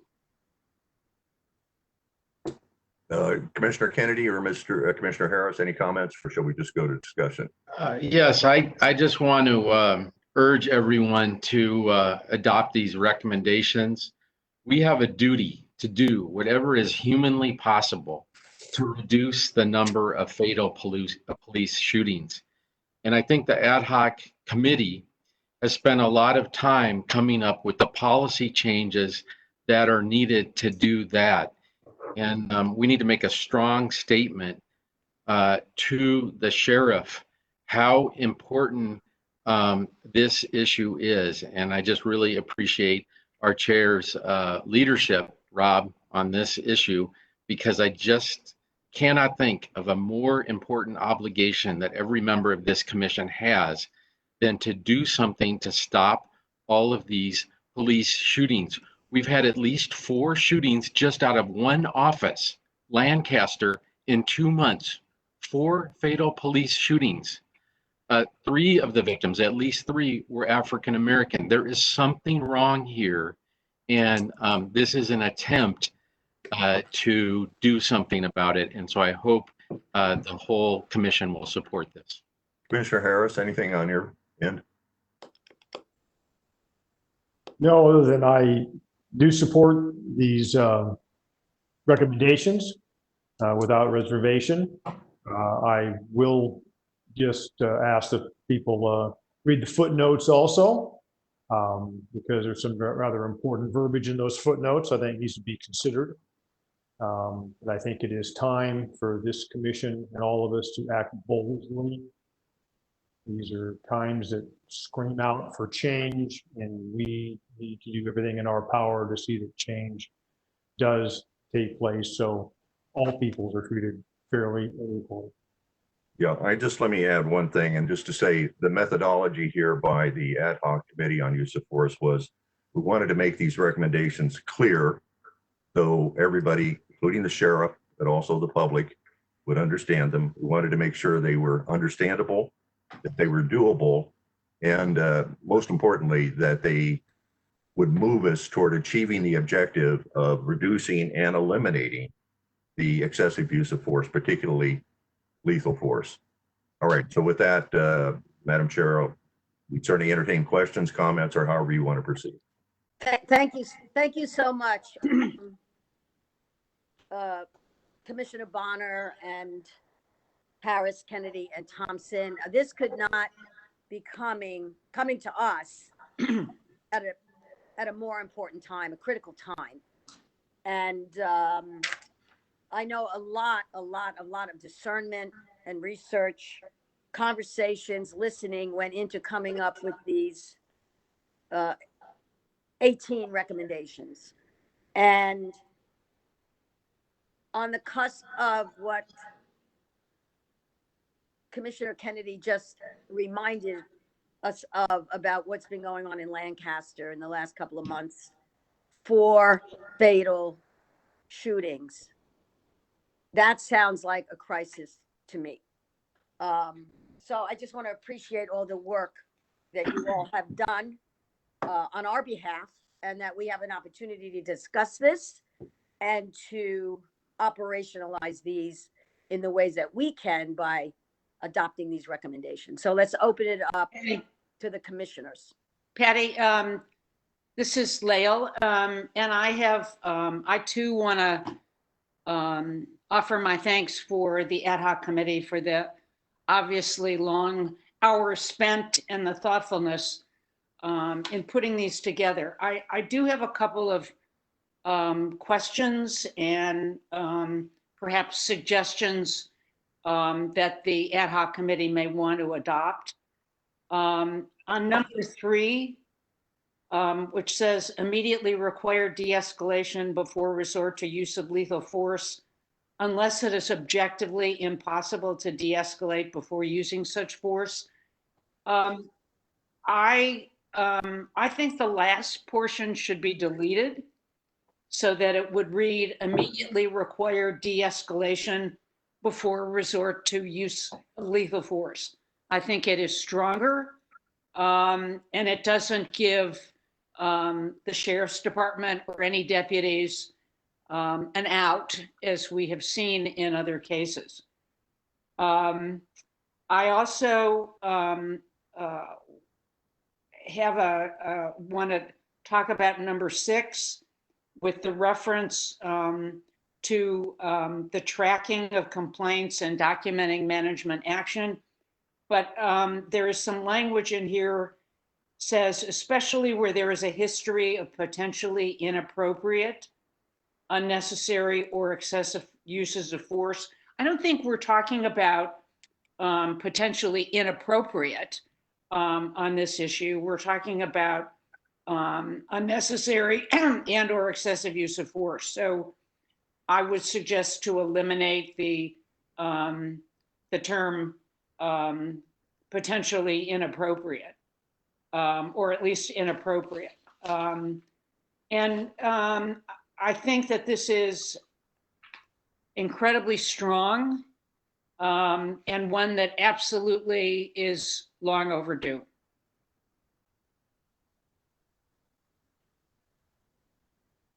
Thank you, Commissioner Rubin. Anyone? Madam Chair, this is Priscilla. I have a question, and then depending on the response, potentially an amendment. So my first question is to Commissioner Bonner or any other members of the use of force ad hoc, whether whether the Sheriff's Department publishes data on excessive use of force, particularly deadly use of force. So for example, during our last discussion, we were unclear about the number of people who were killed by the members of the Sheriff's Department. The LA Times has reported on this based on their own reporting, but I haven't been able to identify a specific place where the Sheriff's Department publishes that kind of data. Are you aware of whether they do? Yeah, we have this data. Let me make a distinction though, Commissioner Ocean. First of all, we have the data with respect to the number of lethal uses of force. By that, I mean uses of force that resulted in death of somebody, a killing. And on those, it appears, and we have that data, it's in an OIG report, Mr. Huntsman could speak to it, but let me just quickly summarize it. It would indicate that over the last 10 years, there have been 137, I believe. It's and these are mainly shootings. Maybe they're all shootings, but in any event that have resulted in the death of a civilian over the last 10 years. So it's averaging for the Sheriff's, this is data for the Sheriff's Department. So it's averaging roughly 13 or so a year. It's hard to read a trend line here, by the way, but if there is one, it might be slightly down over the last couple of years, but it's still, within its historically average range over the last 10 years of roughly about 12 or 13 uses of force that result in death of a civilian. Okay, so it's a high number. We ought to try to figure out some way to reduce it. Now you asked another question, and this is an important question, and that is how many of those were excessive uses of force? In other words, how many of those were an unconstitutional, out of policy, excessive, unnecessary use of force? And the answer to that question is we don't know. I mean, we could say, well, how many of these resulted in a criminal prosecution by the DA's office? I think the answer to that is 0. We could say, how many of these have resulted in discipline that resulted in the termination of the deputy that was involved in the shooting and killing? And I don't know the exact number of that, but it's not 0. It is a very, very, very low number. So the question is, you would almost have to go into some of these cases, by the way, though, I think you have to say that some of them, we just don't know how many, one side or the other, were excessive, and some of them were justifiable under the Garner case and under essentially the standards that would apply to the use of deadly force. So that's my best way of answering this. Maybe Mr. Huntsman wants to weigh in at this point, or maybe you want to reserve a bit on that, Max. But I think that's our analysis from the Ad Hoc Committee use of force of the data that we have. Yeah, if Mr. Huntsman, if you could comment on that, the data that you published on deadly or excessive use of force, and whether that's, aside from your report, is that updated or published annually by the Sheriff's Department? Well, as Judge Bonner said, there's a distinction between deadly use of force or shootings and a determination that it's improper in some way. And I'm just speaking to shootings, deadly use of force. To the actual shootings, the Sheriff's Department puts up on its website, whenever there's a shooting, it puts up an individual piece of information up there. Under California Supreme Court law, they're required to put up the names of the deputies, and they refuse to do that. So it's not perfect. Under 1421 that was recently passed that changed 832.7, they're required to provide all the investigative materials they gather unless they would interfere with an investigation as to every shooting. And those are not up there. There's been something like 2,000 requests for that kind of information, I believe, in the past year and a half, and it's my understanding that there's been production in a handful of cases, maybe 5. So the information you're asking about is not made publicly available. The information in the report that Judge Bonner is referring to, that was a quick report for the Ad Hoc Committee in which we went back and looked for the number of fatal shootings. I would simply mention that there's 300 plus shootings by the Sheriff's Department in the last 10 years. Of those, I believe only 2 have ever been found to be out of policy. Which is a particularly troubling fact, given that, as we heard, there's a set of case laws to whether or not a deputy is criminally liable or has had a self-defense right when they fired. But the California Supreme Court years ago ruled that the totality of the circumstances, it was absolutely the measure to which a sheriff's department or a police department is held in order to determine whether or not it's lawful. Back to, I think, the point that Commissioner Rubin was making in wanting to take out some of the language in the suggestions, in that the Sheriff's Department has an obligation to avoid shootings, and they do not incorporate that into their use of force analysis, don't make a determination as to whether or not they themselves have fallen short in that regard, and at least not in significant numbers. So if you look at shootings and you find them disturbing, such as the Twyman shooting or other examples that we could get into over the years, and you wonder, are these being evaluated in a way that the public or this commission would find robust? The answer is they're not. We're using 2 numbers here, so I want to clarify it. So one is, how many shootings have there been by deputies over the last 10 years? And the number that the IG has determined from data is 351 shootings in the last 10 years. Of those shootings, there were 137 that resulted in fatality, in death of somebody. All right, so just make that, I just want to make clear that we're using 2 sets of data here. One is the number of deaths, and one is just the number of shootings. And those are 2 different numbers. They're both interesting and they're both relevant, by the way. I just wanted to make that clarification. Yes, Commissioner Ocean. Do you think it would be useful for the Sheriff's Department not just to publish these individual instances, which can be difficult to track, especially for the public? I think it would be useful to publish annual aggregate data on the number of shootings, the number of investigations, the outcome of those shootings. And I think you mentioned some of, in one of the recommendations, I'm trying to pull up the document here. I think it may be number 6, but I'm wondering if this applies to publication as well when you're talking about tracking. Are you implying publication? If so, I think we should make it explicit. I think we should say the tracking and publishing of issues related to deadly use of force, killings by deputies, and what happened during the course of those investigations.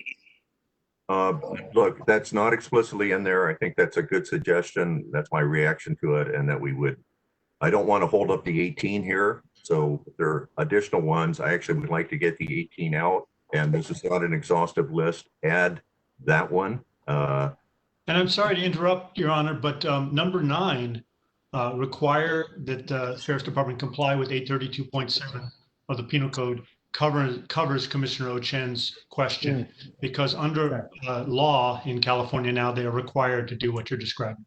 But I think she's actually suggesting something different, and I think it would be important, and that is the publication, at least on an annual basis, of how many shootings there have been, so that can be tracked.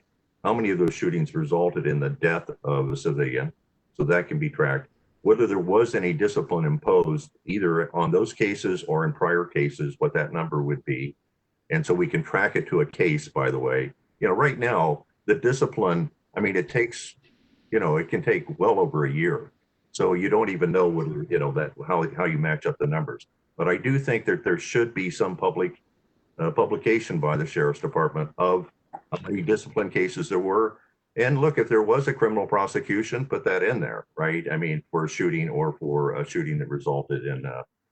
I'd like to support that addition. I agree. I think we need to have the, as this annual publication, and this information could be shared. So I think it's so important to include it if you're willing to add that piece. I think we ought to have maybe just a brief chance to just, put some language together, and maybe we can do this without having to wait for the next meeting. But I think we need to put some language together because that's a new recommendation. And I also want to have a chance to comment on the two suggestions, changes that Commissioner Rubin made, but I'm going to wait now really until everybody makes their comments, and then the ad hoc committee will try to respond to any changes in the 18 recommendations. Yeah, go ahead. Yeah. Sorry, I had a couple of other reactions. I think also if the Sheriff's Department isn't already doing this, that they should publish on an annual basis the number of complaints they've received from residents and the nature of those complaints and the resolution of those complaints. So whether it's racial profiling, excessive use of force, sexual misconduct, I think all of those should be made public so that we have a better sense of the scale, the number, and how they've been resolved. Instead of waiting for example, a specific request to the OIG. Again, if this already isn't being done, and to my knowledge, I don't think that it is. All right. Can I also add that not just the resolution, but the status of each complaint and discipline, so that we can track it down. I mean, I was very moved by Commissioner's comment about at least the last 2 years that I've been on here. Nothing's been filed, nothing's been investigated, nothing's been charged. I have no idea what the status of the various uses of force that we've been hearing about from public comment and also from the newspapers. We should have that annual publication of those events. Understood. Okay, we're taking all this under advisement, but it's still, who else wants to be comment or ask a question? Just the last two. Oh. Sorry, the last two is on item number 6. I think we should also add, so where it says immediately require not just tracking of deputy complaints and discipline, but documented management action. I think we should add to this complaints of sexual misconduct. As many of you may be aware, the second most complained about nationally, the second most complained about form of police misconduct is actually sexual misconduct, and that disproportionately affects women. And I think we should be maintaining a record of the kind of complaints that come in with regard to the Sheriff's Department. And then the last suggestion or question I have is whether we should note here that the role that, for example, deputy clicks play in excessive use of force, and perhaps make a recommendation to immediately investigate and disband deputy clicks or gangs. And that's my last comment. Thank you. Great, thank you. Other comments or questions? I have a comment if it's my turn. Go ahead. Max, you've told us that California law requires the sheriff to post the names of the deputies involved in the shooting and to post the information of the investigation, and that the California Supreme Court has approved of that, and that the sheriff does not do it. Is that, did I understand that correctly? Yes, those are two separate issues, but both are correct. The California Supreme Court's weighed in on the issue of the identifying the deputies involved in shootings. Does the sheriff offer any justification for violating California notice law regarding these shootings? No. It's just so disheartening to hear this, because when a pattern of shootings, fatal shootings, emerges, we have an obligation to identify that pattern, inquire about it, and insist that our inquiries be answered. But we cannot do that if we can never find out the information that reveals the pattern. My comments about Lancaster came from scouring newspaper articles in the Antelope Valley, and I don't think I have them all. I think there might be one more. And I just think that we have to do something about this. I don't know if we could seek an injunction requiring the sheriff to comply the law or take some other affirmative action, but for us to pass policies and recommendations but do nothing, it's toothless. And this has gone on so long. I just cannot believe that the sheriff is allowed to flout the law regarding fatal police shootings of community members. We have to do something.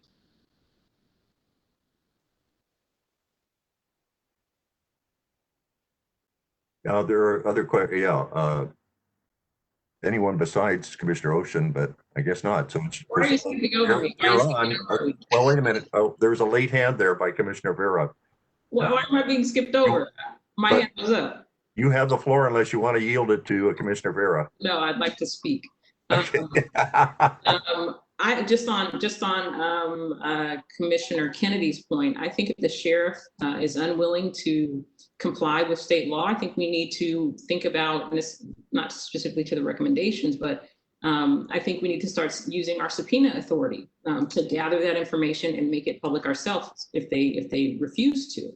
And on the second, just a comment, I think these are important recommendations. I'm not that confident that it will make a huge difference in terms of the sheriff's record, the sheriff's department's record of killing people in our communities. I think we really need to be looking at their budget and reducing their footprint in our county, and thinking about other ways, for example, mental health, housing, education, that will better support communities that are marginalized and distressed. But I'm going to support them. I hope I'm wrong. And I hope that the sheriff takes this seriously. Commissioner Vera, you had your hand up. Yeah, I was going to make the point that Commissioner Osen made on the budget. I approve all these recommendations. I will vote for them. I think they're excellent, and I thank the committee for working hard to make them. But every county budget has been asked now by the supervisors to look at their budget to make cuts because of the deficit.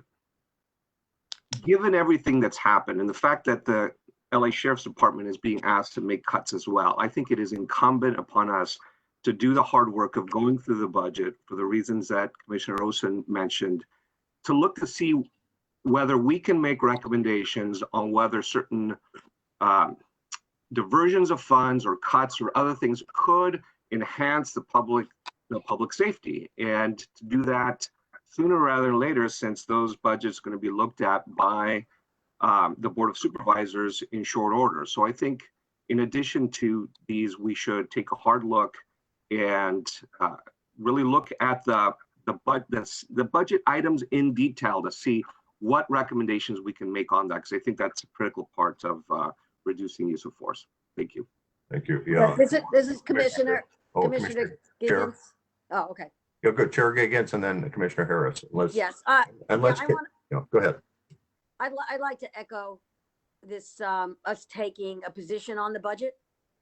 I think it's different from, I think it's separate from these recommendations.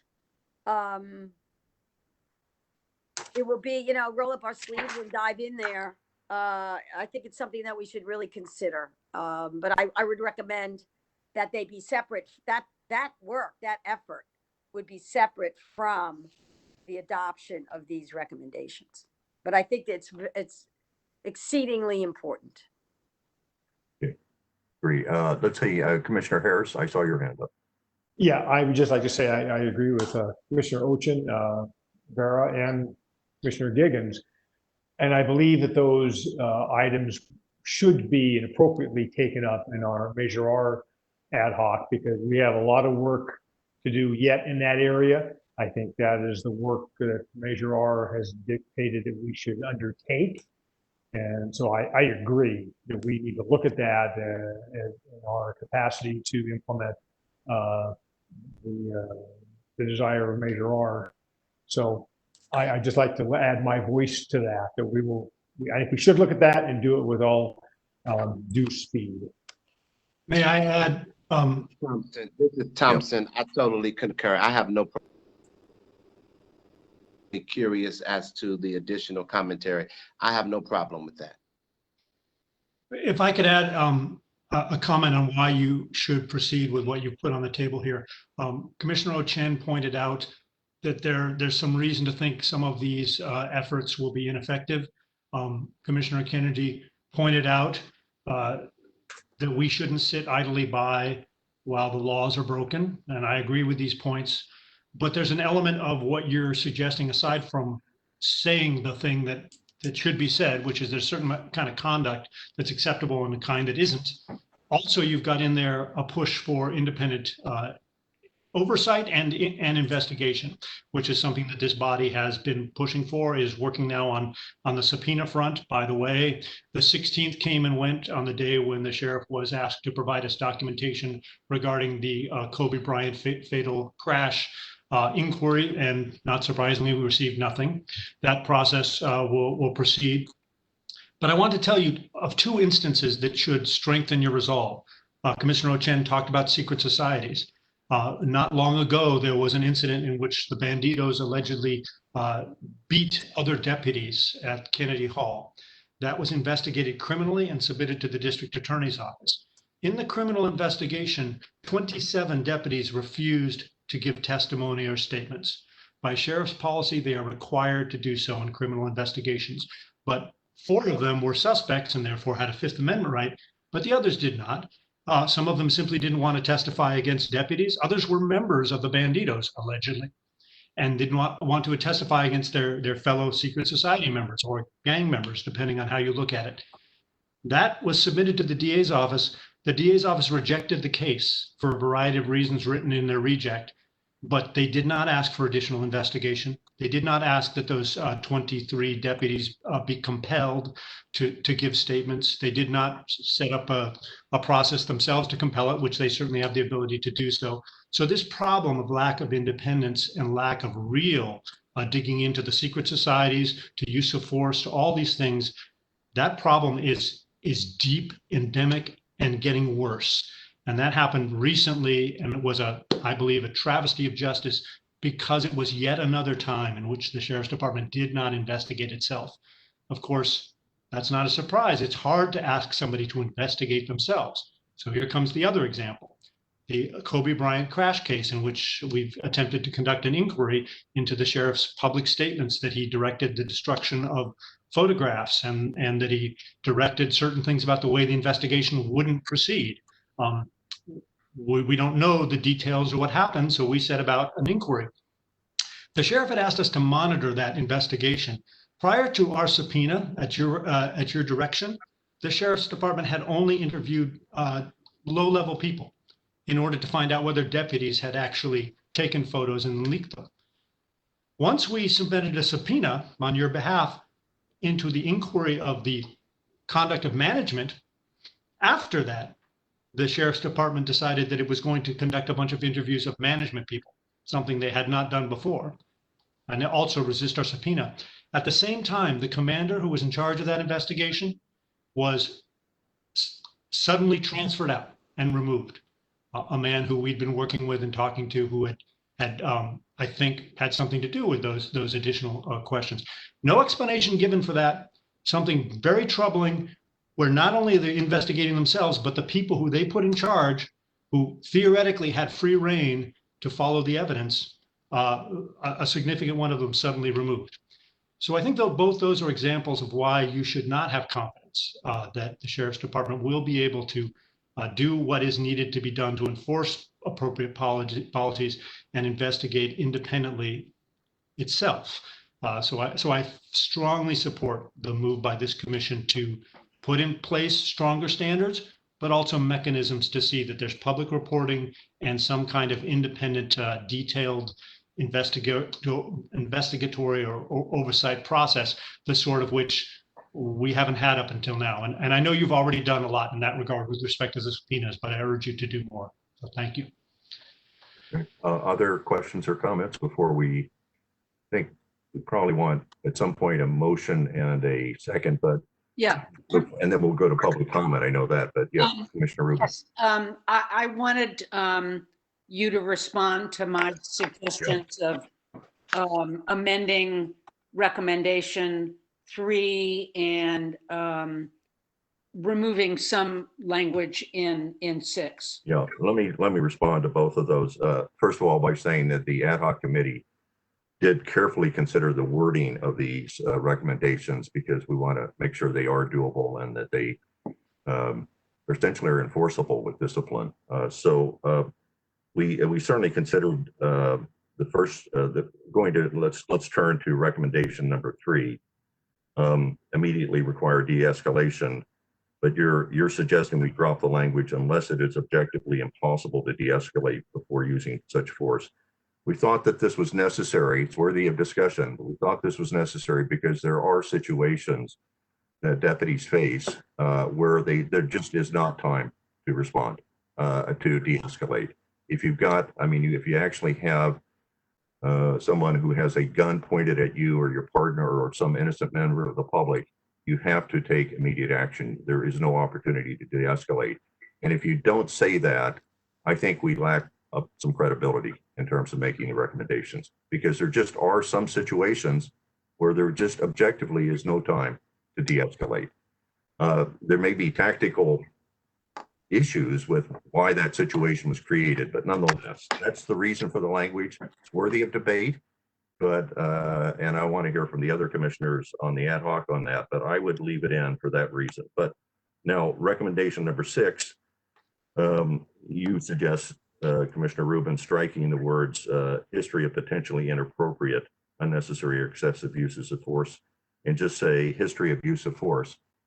The problem that the ad hoc committee, or at least I want to hear from the other members, have with limiting it to just uses of force is that, very often when there is an arrest of someone, very often, not always, but it happens fairly frequently that there is some use of force.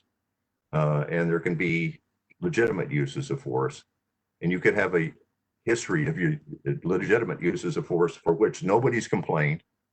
And I just don't think that's what we want to track. What we want to track is any kind of history that would tend to indicate that a deputy has proclivities to use excessive force in carrying out his job.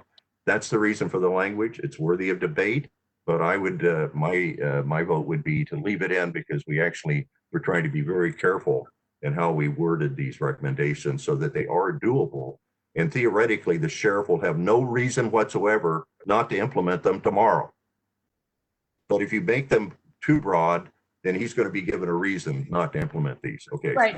So that would be okay. I want to hear from the other commissioners on how they view it, and then I'll come back to you, Rafael. You don't, Commissioner Bonner, but before you do that, I think you may have misread my suggestions on number 6, but why don't you go ahead and hear from the other commissioners, and then I'll respond. Okay, thank you. Assuming they have any further comment, but Commissioner Kennedy or Harris or Thompson. Anything to add? Okay. No, I'm going to say you explained it better than.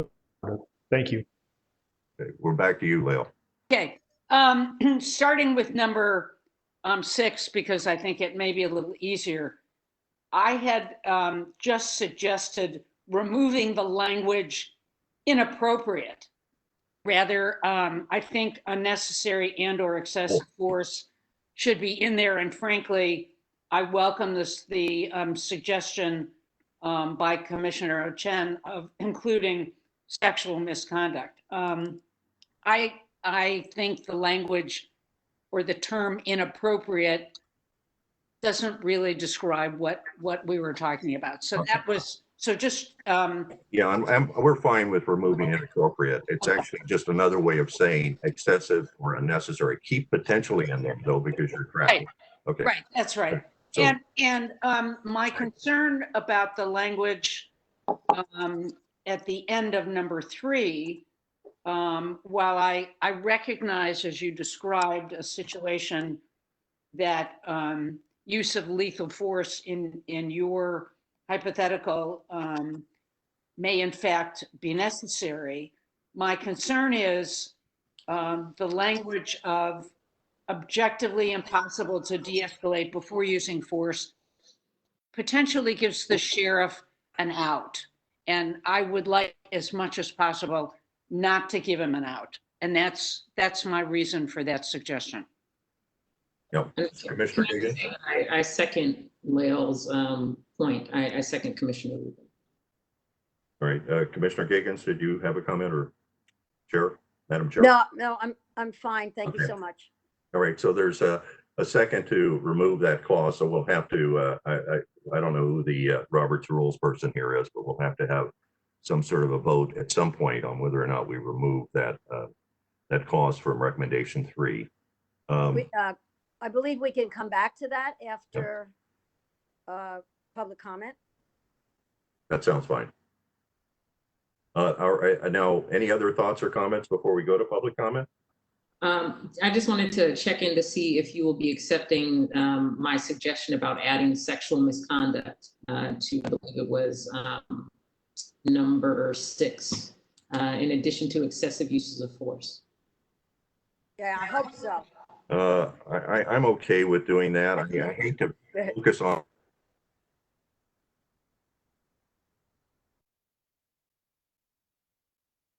I think we lost Commissioner Bonner.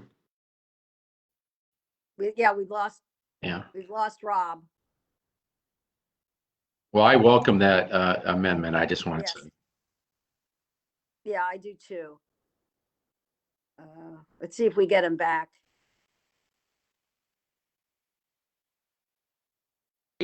He has to reboot, I guess. So maybe in the meantime, can we go to public comments so we don't lose time? I think that's a good idea. Now, so then we will come back and look at the amendments and a vote to adopt. So let's ask Jennifer to post the public comment. Sure, we have 29 individuals who have signed up for public comment. Will we be sticking with 1 minute, Patty? Sticking with 1 minute.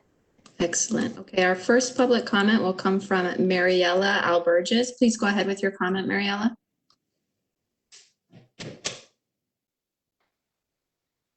Mariella, you are unmuted. Please go ahead with your comment. Please unmute yourself if necessary. Hi, Mariela, Reform LA Jails. Commissioners, with all due respect, these recommendations fall short. Many of them are already being claimed as active policies by LASD. Also, they've been proven to be ineffective to addressing violence at the hands of law enforcement and to assure safety of Black lives. I want us to remember that Eric Gardner was killed at the hands of law enforcement in a state where chokehold bans were in place. What is needed now is a system overhaul and not partial reforms. We ask that you recommend reinvesting in community-based systems of care over cages as opposed to increasing the budget of LASD. Right now is the time to divest in LASD and invest in communities. We ask that you please courageously step in and contribute to this conversation that's happening across the country and across the county as to reimagining a different way of public safety. We also ask how you can actually make these recommendations without fully engaging community voices in envisioning what public safety looks like. We believe that only through engaging voices of directly impacted community members and incarcerated people can truly sustainable life-saving solutions be implemented. And we also demand the immediate investigation of the recent lynchings in Palmdale and Antelope Valley, and also the possible involvement of LASD deputies. The next comment will come from Andres Kwan. Please go ahead with your comment, Andres. Am I on? Yes. And I just wanted to tell you, this movement demand not just tinkering around the edges, not just reforms to reduce police violence, but also more importantly, that we radically re-envision what public safety and health really mean. We just heard with disgust what a community member called the jails as torture chambers, death camps, and this is even predating the pandemic. You know, after all this, it's clear the sheriff should have no business in running the jails, or really no business at doing much of anything at all.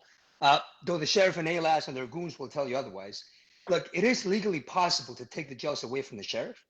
And this is just one example, one idea. So let's be bolder in our thinking. These reforms, as it was said by Mariela, are obviously, you know, just bare minimum, not enough. Let's not stop at 8 can't wait, or in this case, 18 can't wait. And let me remind you, many of these policies are already required by law. It's just that the sheriff and ALAS think they're above the law. So we must check the sheriff, but we must also defund the sheriff. Let's shift resources away from LAZ towards community-based and front-end approaches to public safety, alternatives to incarceration, housing, healthcare, deportation defense, and other services crucially needed right now. So the COC should support the care first budget end to end. And then do everything you can to get to the bottom of these killings. And the next comment will come from Audrey George. Audrey, please go ahead with your comment. Yes, my name is Audrey George. We live in a county where what happened in Atlanta with Rayshard Brooks is likely to happen with our sheriff's deputies every day, whereas it should be unthinkable, where a man without a deadly weapon could be shot and then kicked by the same officer while he lay dying, where a second officer could stand on the victim's shoulder while he lay dying, where minutes could go by without any life-saving efforts having been started, where a tow truck would have been the appropriate response rather than fatal use of force, where neither of those law enforcement officers could claim that this murder was a result of even a semblance of fear for their lives.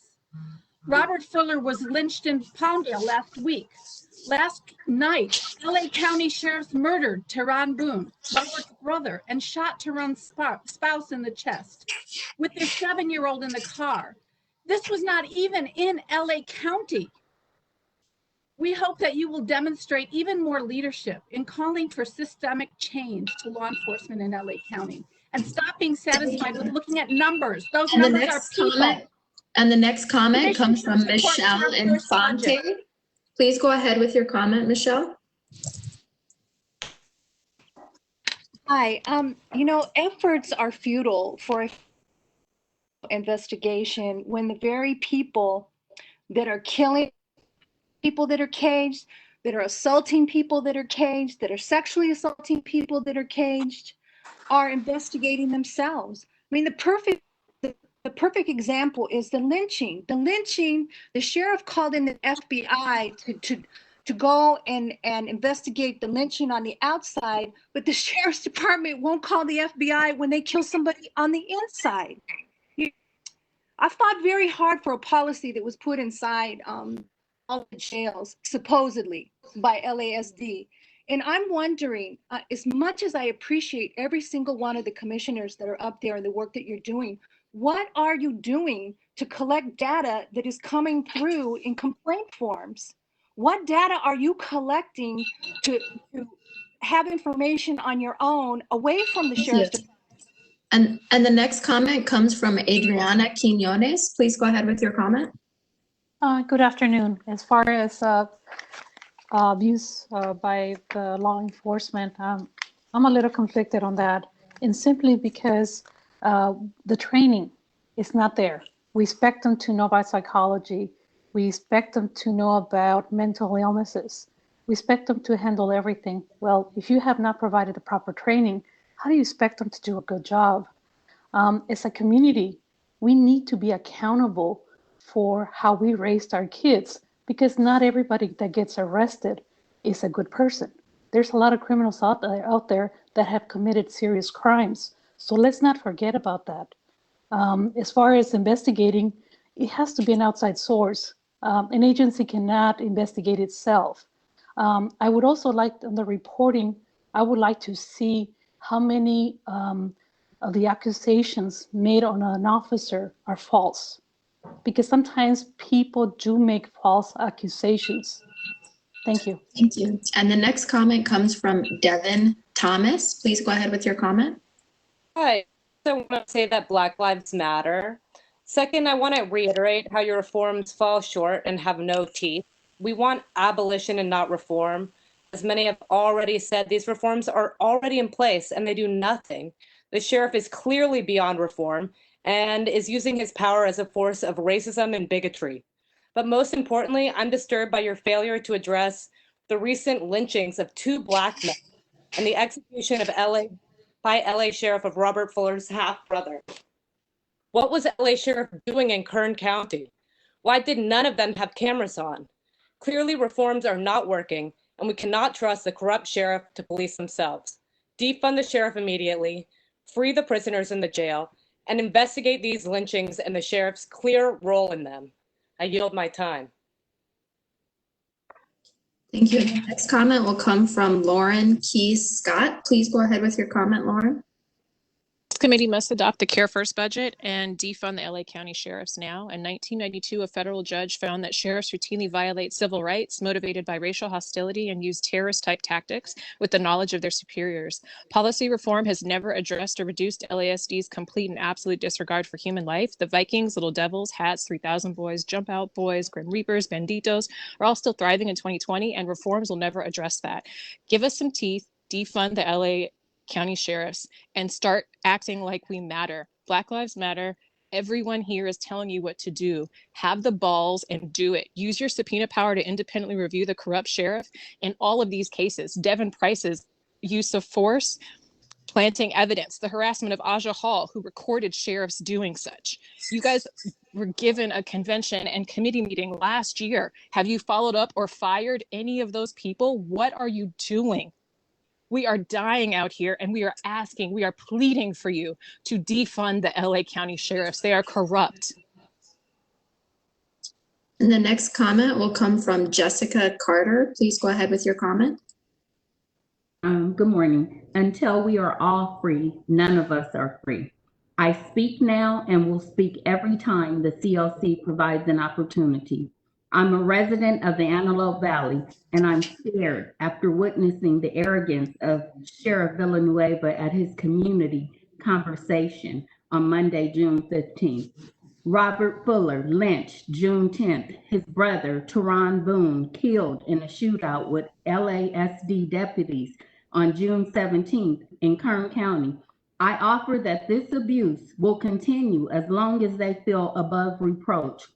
LA County, July 2012, Alicia Thomas.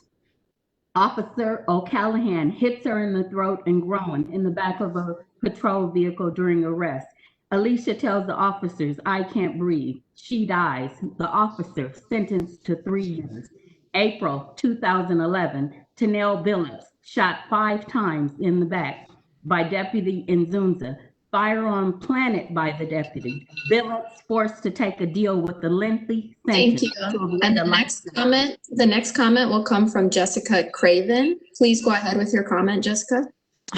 I just want to second what everybody else is saying. It's really so unbelievably frustrating to know that you guys have subpoena power and you sit there and you make all these sounds as if you really do care about these issues. But we all know Minneapolis PD had massive reform. They had done all kinds of training and banned all kinds of things, and they still killed George Floyd, and they killed him brutally.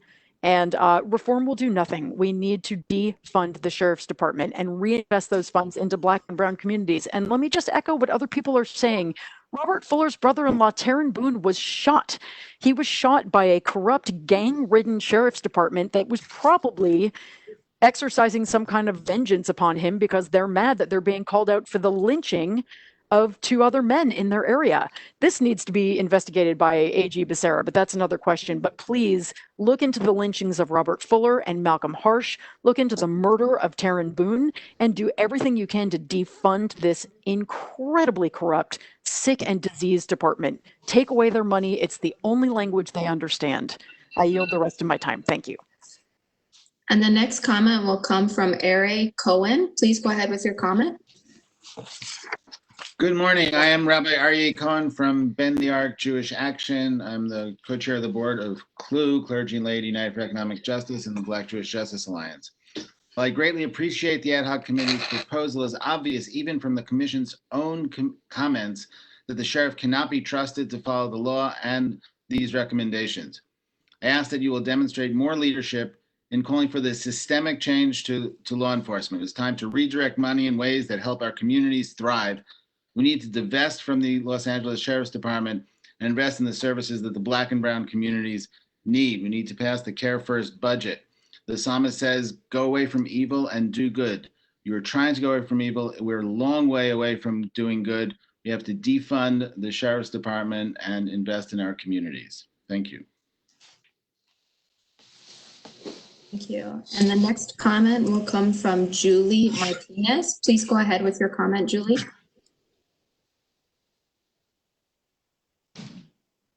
Julie Martinez, you are unmuted. Please go ahead with your comment. Okay.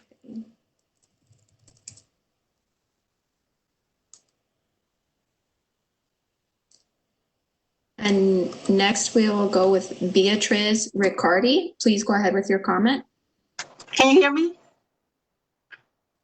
Yes, we hear you.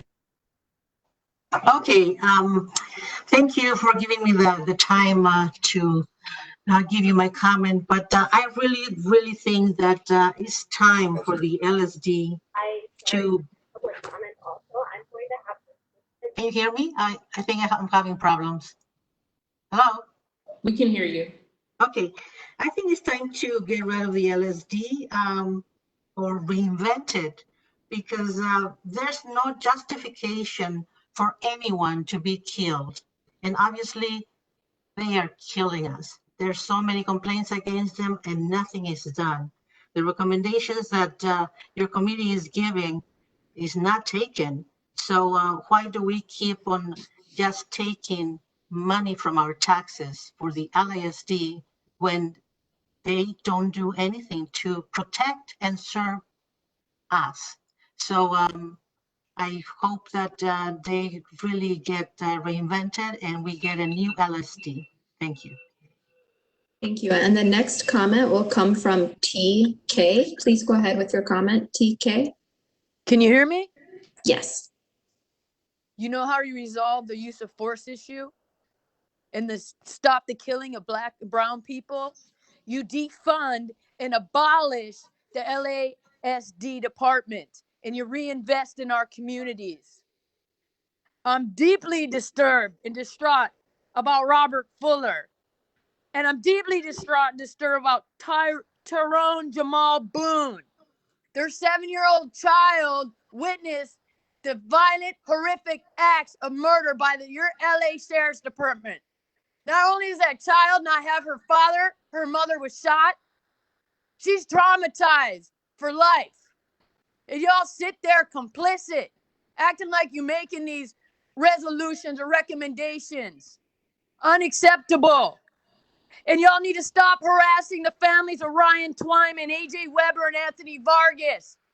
Just recently, Ryan Twyman's birthday, and y'all were over there. Sheriff's Department was over there, harassing the family with rubber bullet guns and tear gas and tasers.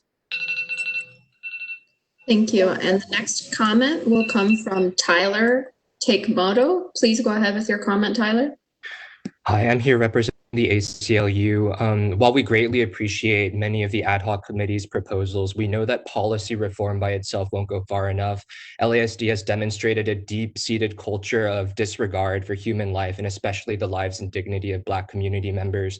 Therefore, we hope that the Commission will demonstrate even more leadership by taking on some of the recommendations by its own commissioners, Commissioner Ocean, Commissioner Vera, to redirect funding from LASD into public services, social services, mental health, social services that would help people experiencing housing insecurity. This is the only way that we can reimagine approach to public safety that will protect our Black and Brown community members from repeated police violence. We need look no further than the fact that police killings have continued at the same pace year after year for a decade to know that reform doesn't go far enough. We think that this is well within the Commission's power to recommend to the Board of Supervisors to take money away from LASD and reinvest it in the community. Thank you.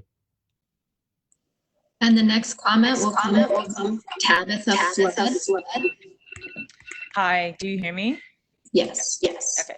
So I think these recommendations is a good start, but I want to echo Commissioner Oseen, Kennedy, and Vera's recommendations that there needs to be data published from the sheriff's website. And, you know, the fact that they're just blatantly disregarding the law is just sickening. There also needs to be, like Commissioner Rivera said, a look at the budget and to defund the sheriff's department. And defunding doesn't mean to get rid of them, but it means to reinvest into Black and Brown communities, and also use the subpoena power to really just figure out what's going on over there. I also want to recommend that after this, this is a good start, but we need to also think about the recommendations of no gun. We need to think creatively and listen to the people. I understand, Commissioner Barner, you're talking about credibility. You know, I'm a lawyer too. I'm not a lawyer in California, but this is politics. These are what people want. Goodwin. Please go ahead with your comment, Trudy. Yes. So I can't believe that you folks are making a case for those of us who believe we need to abolish law enforcement. We cannot trust, nor do we need law enforcement who needs to be instructed not to needlessly kill people.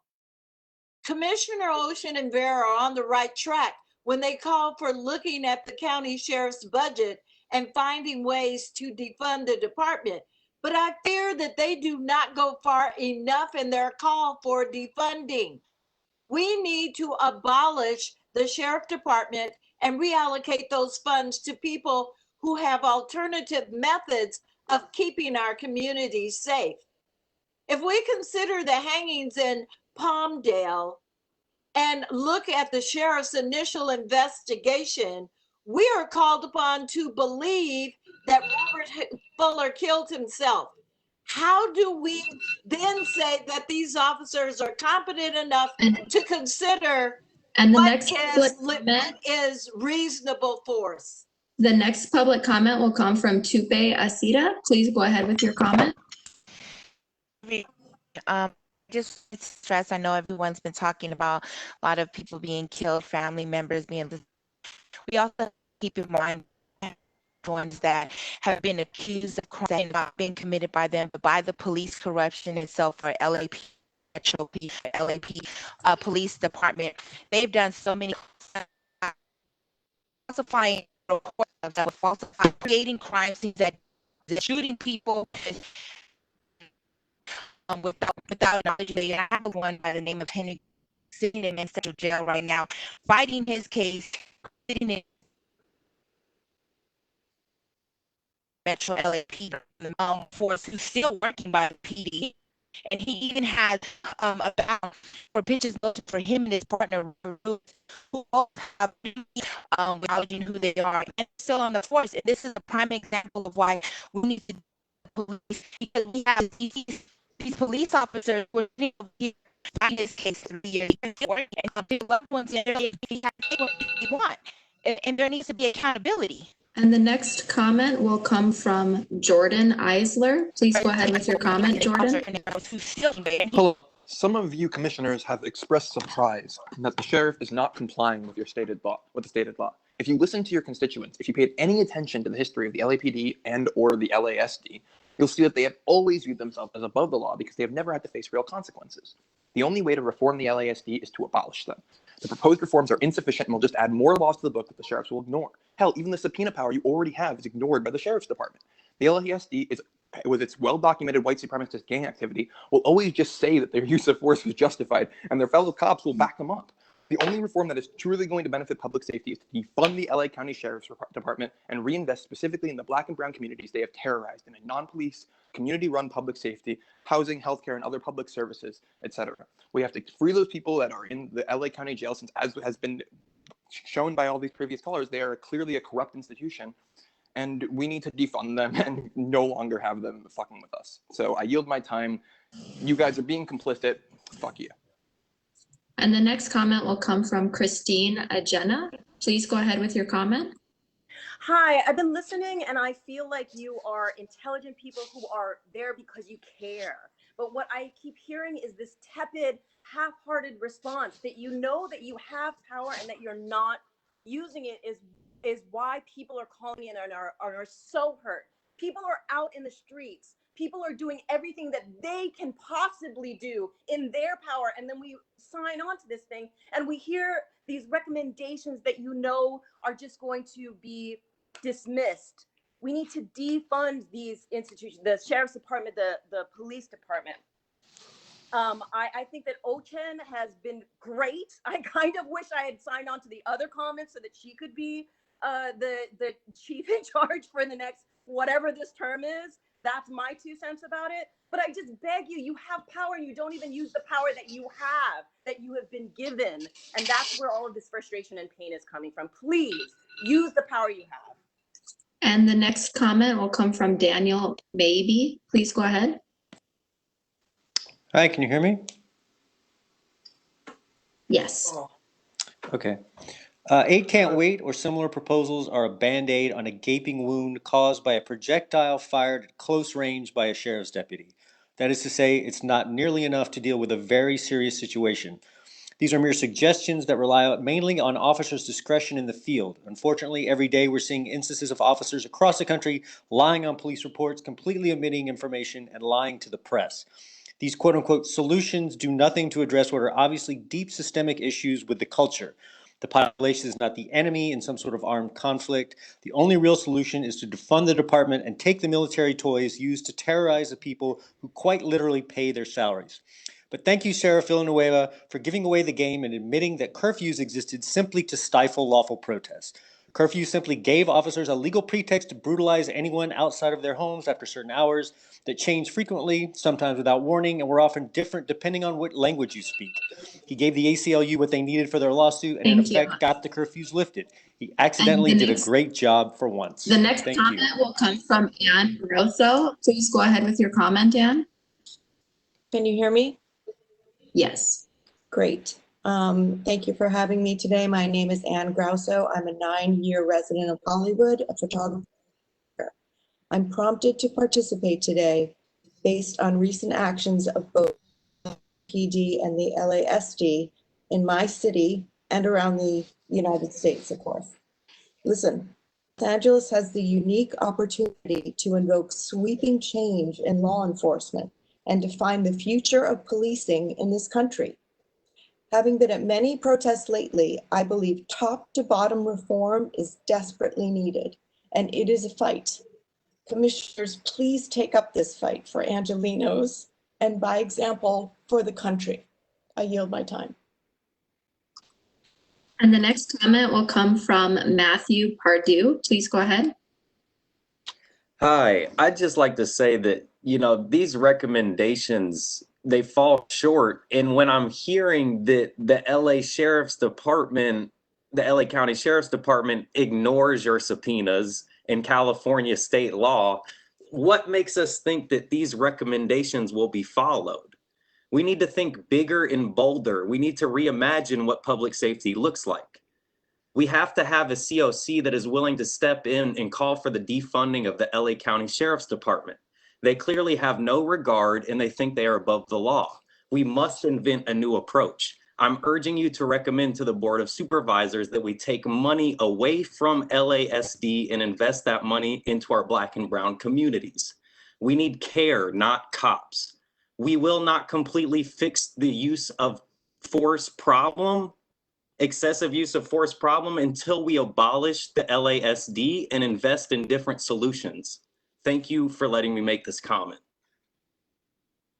And the next comment will come from Raul Rodriguez Jr. Please go ahead.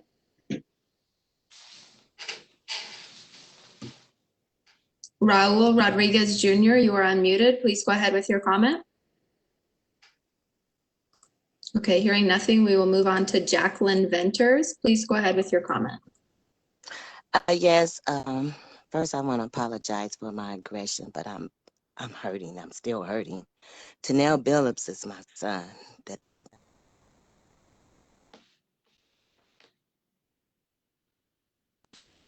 was attempted murder, and I want to know what's going to happen to him.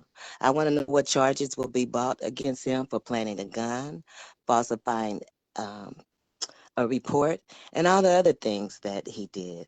I want to know how can they continue to investigate themselves? Investigation that took their agency 2 weeks. I want to see how long it's going to take you guys to do a real investigation, because every one of you guys, the commissioners committee, you guys have the actual documents showing that my son is innocent. Mac Huntsman, you told me that you didn't believe this deputy shot 4 people in 7 months. I want all of you guys to hear he did. You got it in your file. You didn't believe that he didn't have a gun. It's right there. They excused him of having a gun, excluded him. And the next comment will come from Zach Frank. Please go ahead with your comment. Hello, can you y'all hear me? Yes. Okay, great. Thank you very much for having this commission today. While I've been encouraged by the work, obviously most of you commissioners believe in reform. However, I want to echo what Commissioner Osen was saying, and that and Kennedy, and obviously many of you believe that none of the recommendations that you're going to make are actually going to be complied with by the Sheriff's Department. You clearly and rightfully consider them to be hostile to any attempts of oversight. I encourage you to be using your subpoena power. However, I believe you should be wielding it against them like the weapons that they wield against the populace. You should, instead of making these little nibble around the edges recommendations that you know will not ever be implemented, you should instead be making drastic declarations of defunding to the entire department, following the lead of the People's Budget Council of Los Angeles. While I know that they're talking about issues for the city council, you can be taking the recommendations even further. Also, a man was lynched. His brother got shot in Kern County by the Sheriff's Department. This is insane. Nothing that they come up with will be believed. You need to make sure that the Sheriff's Department is not involved in any way, shape, or form with this investigation. And that concludes your time. Thank you. And that does conclude our list of public speakers for this item, Patty.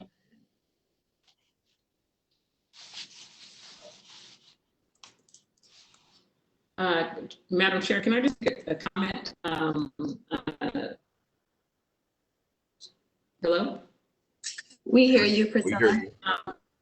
One thing I just want to put up is a quote from the Christopher Commission, which was convened in 1992. And the chairperson, Mr. Knowles, commented that my staff and I found deeply disturbing evidence of excessive force and lax discipline. The LASD has not been able to solve its own problems of excessive force in the past and has not reformed itself with adequate thoroughness and speed. We could have written this today. As I said, I will vote for these recommendations. I hope that it will be a guidepost for any independent investigations or entities that can be set up, whether it's the OIG or others. But what's clear is that the Sheriff's Department has historically and currently not been able to regulate or discipline or investigate itself, and has too often been lawless. I hope that we will take the charge that our constituents, our community members, our neighbors have given us to thoroughly challenge the Sheriff's Department and the continued violence it inflicts on our communities. Again, I'll vote for these recommendations, but I'm more so than ever committing myself and hopefully this commission to doing more work to make sure that everyone in our community is safe and doesn't have to fear being cut down by law enforcement.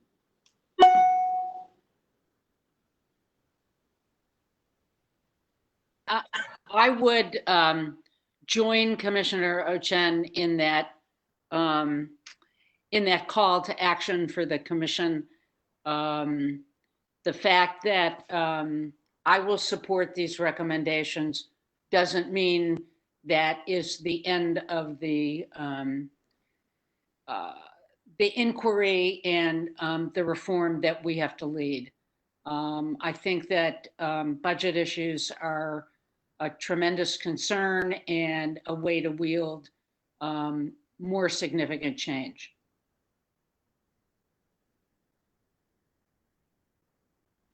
Patty, you're muted. Commissioner Giggins, you're muted. Hear me? Can you hear Yes. me? Okay, thank you. So I was going to say the same thing. These, this policy, these recommendations for policies are important, but you know, our experience in our recent past with the Sheriff's Department is that oversight is not really valued. So we have a big charge moving ahead. And I think these are good, very solid policy statements and recommendations. And of course, I will endorse. But I think we really also have to dig deeper and figure out ways that we can amplify the deep, deep systemic change that has to happen. Anyone else? Any other comments? Okay, so Mr. Bonner, you have some friendly amendments.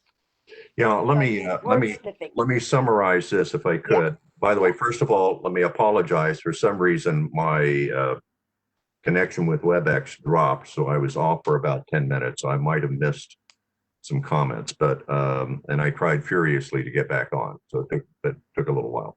But in any event, here's what I think we have. We have the 18 recommendations that were attached to the agenda. There are 2 minor amendments to those. Recommendation 6, we're going to drop the word inappropriate, and recommendation 7, we're going to after it says including deputies' records of complaints, we're going to add these words, including complaints of excessive force and sexual misconduct. And then we'll read on from there. So those are, I think, those are friendly amendments. They've been accepted. There's one issue outstanding. That is Commissioner Rubin suggested that we delete the words from recommendation number 3 that unless it's objectively impossible to de-escalate using such force, end quote. So we may need a vote on that particular amendment. I'll ask County Council if that should be taken up as a separate vote and before we vote on the full recommendations. Let me add one other thing. That is, there are some, as we have said, these recommendations are not exhaustive. They're certainly, unfortunately, not the be-all to end-all here, and it's going to achieve the objective. There are other proposed recommendations. These primarily were Commissioner Ocean to essentially immediately disband deputy cliques and have the sheriff actually implement the policy he adopted about a month ago on that issue. I certainly would be in favor of that. She's also recommended that we publish certain data with respect to shootings and lethal uses of force and also complaints and discipline. I certainly would be supportive of that, but we need to write these up, right? The last one, if I might comment on it, is that apparently, and this is maybe when I dropped off the line, but there was a proposal to add a recommendation to defund or redirect funding from the Sheriff's Department to other community needs. I just want to say, since I wasn't on, I just think that that recommendation is potentially counterproductive. The Sheriff's Department is already in a budget crisis. I think if you actually defunded the Sheriff's Department at this point, I think it would have, in my opinion, an adverse impact on public safety in LA County, and I would not be in favor of adding that recommendation. But having said that, I think we have a set of recommendations with some amendments, and then we have one issue. And then I would think the ad hoc committee would go back and see, based upon this discussion, come back to the commission with some additional recommendations based upon what's been said here today and some further study of the issue. Anyway, that's my quick summary of where we're at. insofar as I understand it. Okay, well, that sounds good. If everyone is in agreement that with these issues that have been brought up, the committee will get back to the drawing board. And hopefully, do you think, Commissioner Bonner, you can return with those for the next meeting? Yes. Okay.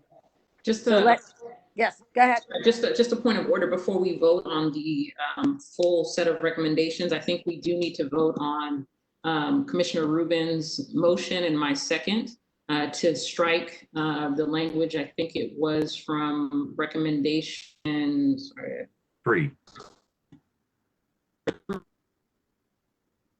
It's objectively impossible to de-escalate before using such force. So if this amendment is adopted, it would simply read immediately require de-escalation before resort to use of lethal force.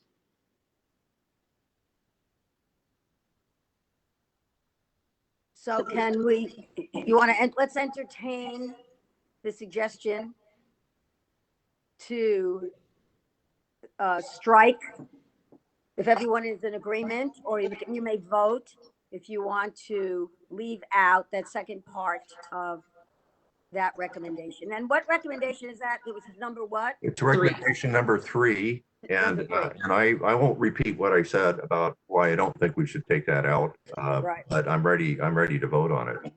Okay.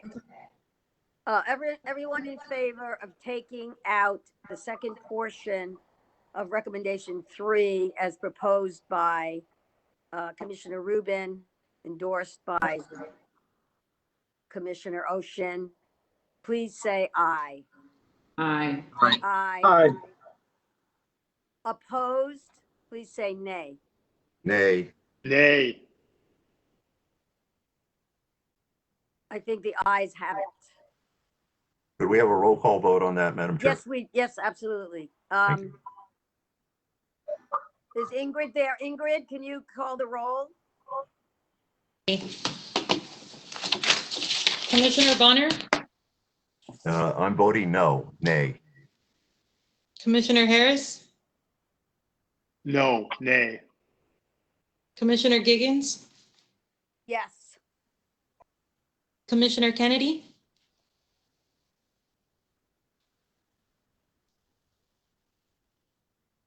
you're muted. No. Commissioner Ochin, Yes. Commissioner Rubin, Yes. Commissioner Tolentino, Yes. Commissioner Thompson, He's no longer on call. Commissioner Vera. Yes. We have 3 noes and 5 yeses.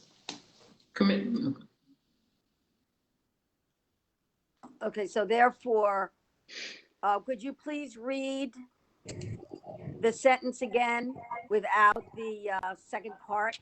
Yeah, so the recommendation 3 will read, immediately require de-escalation before resort to use of lethal force. Period. Okay, thank you. So that has been carried.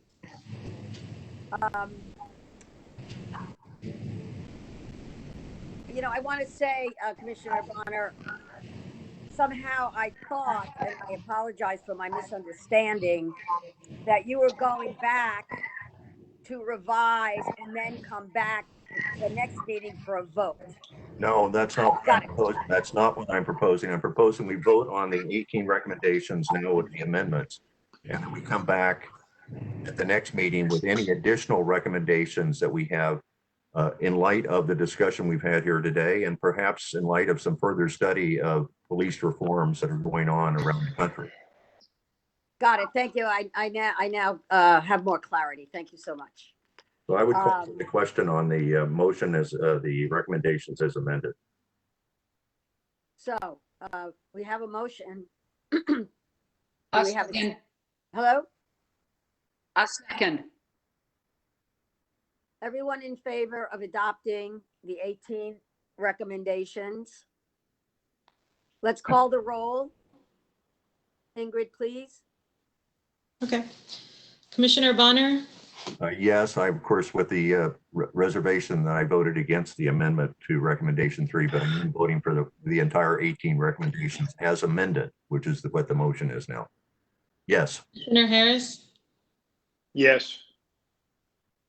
Commissioner Giggins, Yes. Commissioner Kennedy, Yes. Commissioner Ochin, Yes, especially because of the amendment that was offered. Thank you. Commissioner Tolentino, Yes. Commissioner Rubin, Yes. and Commissioner Vera. Yes.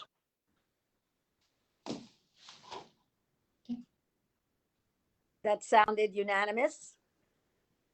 So the 18 recommendations have been adopted by the COC, and the ad hoc committee will go back and further discuss if there are any other recommendations to be added. So thank you very much, everyone. Thank you for the ad hoc committee. Madam Chair, I want to Yes. request the executive director to immediately, once these are in final form, in the next few minutes, to transmit them to the sheriff and to the Board of Supervisors. Will do. Yes. Thank you. Madam Chair, related to this discussion, I would like to request at our next meeting that we have a budget presentation. I understand that certainly this will be a major source of discussion as part of our Measure R ad hoc committee, but I think so that we're all sort of on the same page and the public has an understanding of how the sheriff is funded, how those public dollars are being utilized.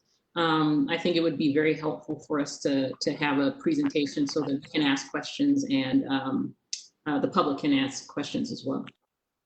And perhaps Mr. Williams can find someone from the board, from the budget. Yeah, we'll Committee. reach out to the CEO's office to get the person most knowledgeable of the sheriff's budget. See if we can get them here at our next meeting. Yeah, that would be terrific. I really like that recommendation that we roll up our sleeves and not only begin, but continue the work that we're doing and going deeper. Any other comments before we?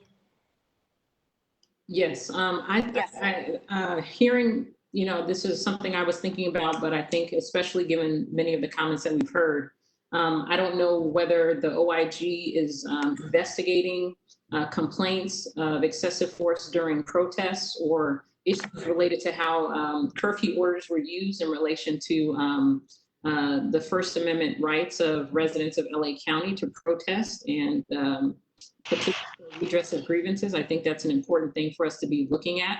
And then secondly, if we could get an update on the investigation regarding the death of Robert Fuller and the shooting of his brother at our next meeting. As to the complaints regarding protests, we have been tracking those complaints and referring the ones to the Sheriff's Department that people want to do that. There are some public videos that are out there, but investigating, no, the Sheriff's Department won't allow us to investigate. That's why we have the test subpoena on the Kobe Bryant photo case. If we win that in court and a judge allows us to investigate or inquire, then we'll do more of that. But at the moment, we're not able to. AB 1185, by the way, is on the Senate floor right now, and I recommend that anybody who cares about this issue call their friendly senator and get it to pass. And then the other one, as to the Fuller case, that's the Attorney General and the FBI have been involved. So I had initially moved to talk to the coroner. Since LASD won't cooperate with us, we were going to talk to the coroner. But I instructed my staff not to do that because I don't want to interfere with what the AG and the FBI are doing. But depending on what happens in the future, we certainly could. As to the new shooting, I went to the scene that night and saw the crime scene, but of course there weren't body cameras there, so we have just information about what was said about what happened rather than actual video or anything like that.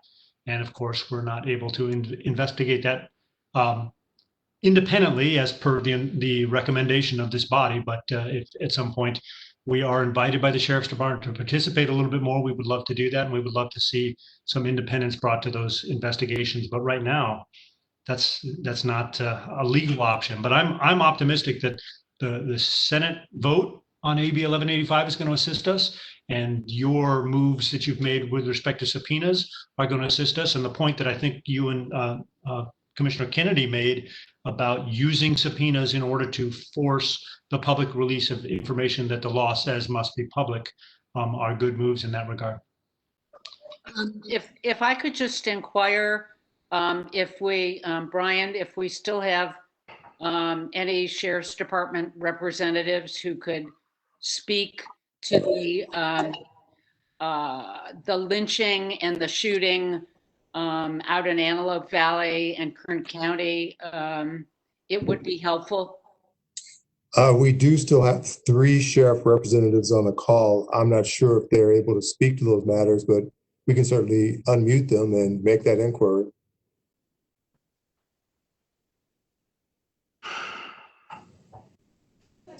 John Satterfield, you are unmuted. Are you able to hear us? I am. Do you have any comment on that, or should I go to one of the other LASD folks? I was not prepared to comment on that specific issue. I can take it back to the department and we can provide a response when we can, or we can kick it over to Captain Rodney Moore, who may be able to speak to that. Okay, Rodney Moore, you are unmuted. Can you hear us? Rodney Moore, you are unmuted. Can you speak to us? He may not be in front of the computer. Well, maybe what we can request, at least we can be told, whether or not the sheriff can provide any updates. But I think it would be good for the commission and for the public for us to hear more about the investigation of Robert Fuller's suspicious death, how it was ruled a suicide seemingly so quickly when it looks like a lynching. So I think if we can put in that request, if they're able to provide more information, or to the extent that they can, I think we should welcome it. And if they can't, I'm happy to hear that no, but I can make that request. Yeah, Mr. Williams, will you be able to make that request on our behalf? We will make that request concerning the Fuller family. It's unfortunate that we have to call it the Fuller family because there have been 2 deaths in that family. We'll also make the request concerning the protests. And one that I'm very interested in as well is the use of the unmanned aerial vehicles, the drones during the protests. I'd like to find some information out about that as well. Don't we have a drone? Isn't there a drone policy? Yeah, we're supposed to get updates. We haven't received an update lately, so. We provide quarterly updates on what they tell us about the drone usage, and I'll have my assistant who talks to the Aero Bureau about that, consult with them and find out what they want to tell us about the protests. I think it would be better if at the next commission meeting, a representative from LASD came and addressed that point, but we will also inquire. Right. Thank you, Mr. Huntsman. And did I hear you correctly that you do get quarterly reports on usage of drones? I make quarterly reports. If you look at my quarterly report, we mention the uses of drones in that period, but it's a kind of an after the fact. These are the ways in which they're being used. But we also, I think, have conversations, and I think hopefully we can reach out to them and inquire. I don't know how much information we'll get, but whatever we do, we'll be able to share with you if it's appropriate. But I think it would be best if they came and because the protest issue, as Mr. Williams points out, is so important to the public, I do think it would be appropriate for Sheriff's Department to come at the next meeting and talk about the manner in which protest use of force was planned and executed, and what their plan was and what they thought they did, not necessarily individual cases that maybe they're investigating, but the basic concept of when you set out to deal with people protesting lawfully in the public, what's your plan? Which I think is important. I like that. I think we would very much be interested in getting more information about the planning and the execution, both. Okay. I have a question. Patty, can I ask? Yes, please. I don't know the form of this, and I hate to beat a dead horse, but I think it's really important. Could we ask the sheriff to either come or send a representative or respond to why the sheriff's department is not posting the names of deputies involved in fatal shootings as required by state law? And the same for the investigative documents that the inspector general referred to. The sheriff is often referring to the rule of law. There are laws requiring the disclosure of this information for members of the public to know more about police shootings and get information about patterns of shooting, such as appears to be occurring in Lancaster, and act based on those patterns. We cannot fulfill our oversight function without that information, and apparently the law requires that information, and it is being flouted. We should do something about that. We should ask the sheriff how and why he justifies not posting that information as required by law. Mr. Williams, you have a list of requests. We're ready. We'll send those over. Madam Chair, this is Hernan. I have one other comment. I'm concerned that although many of us on this commission agreed with the point that we should be looking at the budget, that issue is really kind of may fall through the cracks if we don't think about how we're going to follow up on that. And what I mean is that I don't think it fits perfectly into the existing ad hoc committee structure that we have with use of force and Measure R. I would recommend that we create a special ad hoc committee on that to get to work immediately on that. I don't think it's a budget proposal in the context of a meeting is the way to go. I think this is going to take literally hundreds of hours of detailed work offline by a subcommittee to work on. And so I don't think it's probably appropriate at 1 o'clock to make a motion on this, but I don't want us to lose sight of that issue. And I think we should create a structure to work on that. Yeah, I appreciate your, I'm thinking the same thing. It's a big question. How do we organize ourselves to do that? I think you just scared everybody when you said 100 hours.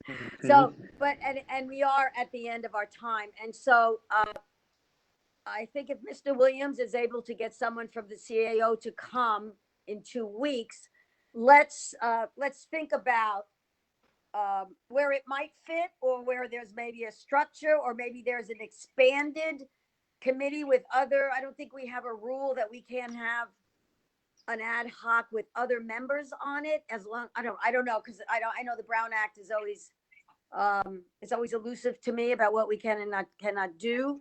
But I know that our staff is very capable, Mr. Williams' staff, and they can be helpful. So let's think about how we can structure ourselves to take on this issue of learning about and looking into the budget at the next meeting, but see if we can come up with some type of proposal.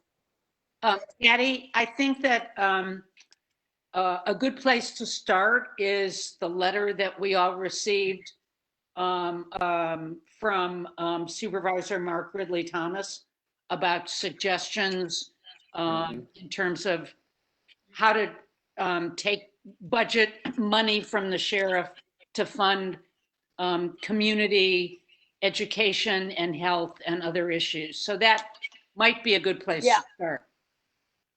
And Patty, it looks like Mr. Satterfield wants to comment. Oh, yes, please. Good afternoon, commissioners. For the last 4 hours, I've been here as the LA Sheriff's use of force expert, and not once have you asked me a question, allowed me to comment. You allowed public comment before I could weigh in on the issue. I feel it was, you silenced my voice, and that this was bias. Well, if I might comment on that, this is Commissioner Harris. you were not identified as being here as a use of force expert or representative for the sheriff's department. I think had we known that, we would have, hang on, John. We were just told your name, weren't even given your rank. I happen to know what it is, but I'm the only one perhaps. But we didn't know that you were here, in fact, representing the department on use of force. We thought you were here for the COVID. At least that was my impression. That was also my impression, and we did hear from your other colleague, the chief, and so yes, that was my impression too, that you were here because of COVID-19. I did not even know that you were still here. Until recently. Can I also just jump in there? We did ask if there was anyone from the sheriff's department who wanted to comment. We went to Mr. Moore, who for whatever reason didn't respond. And if you were here, you obviously know how to raise your hand. So I don't know why you wouldn't feel free to comment. You absolutely did not ask for LA Sheriff comment. We did specifically pause to ask for some. I have an email that I sent to my point, sir. Finish my point. Okay, one at a time. Finish my point. We specifically paused to ask for comment from the sheriff's department. We went to Mr. Moore. He did not respond. You also did not chime in to say, hey, I'm here from the sheriff's department. I would like to comment. So if there's any fault in your lack of comment, it's with you and your staff. I'm sorry, but you were given an opportunity to comment. No, I was not. I was asked to comment on a current investigation involving a shooting and a person that was hanging. And I said I could not comment on that. I was here for use of force. Sir, you can go back and look at the record. I don't need to. I was here. This was recorded, so you can go back and see. We paused and asked if the sheriff had any comment, and no one responded. That did not occur. I've been sitting here in front of this camera for 4 hours, and the comment should have been before public discussion. You biased the public comment by not allowing the LA Sheriff's Department to represent the issue. We actually agree with you on many of those issues, but we would have liked to have informed the public on some of the issues that I think would have been valuable for them to understand our side of it. And I just have to say, it seems like you didn't even realize that the Sheriff's Department wasn't going to comment on any of this. And you put in your amendments and you voted on everything without any comment from me within the last 4 hours. And I think I have valuable things that would have helped you. I agree. I think you would have valuable things that would have helped us, and we welcome your comments. As Commissioner Bonner said, we're going to be hearing additional recommendations, and we hope to hear from you, and we hope to hear your comments on what we did vote on. But frankly, I'm tired of our commission being gaslit by this sheriff's department. The sheriff's department is constantly making comments about what documents they've given us, how they've supported, how they've shared information, and it's simply not true. And I'm not going to allow you to make these public comments misrepresenting what happened just 20 minutes ago. People go to lasd.org and take a look at the comments that are online right now, because throughout this last 4 hours of this proceeding, many things were alleged that we did not release that are right there for anyone that wants to look. Many things are released regarding the Fuller?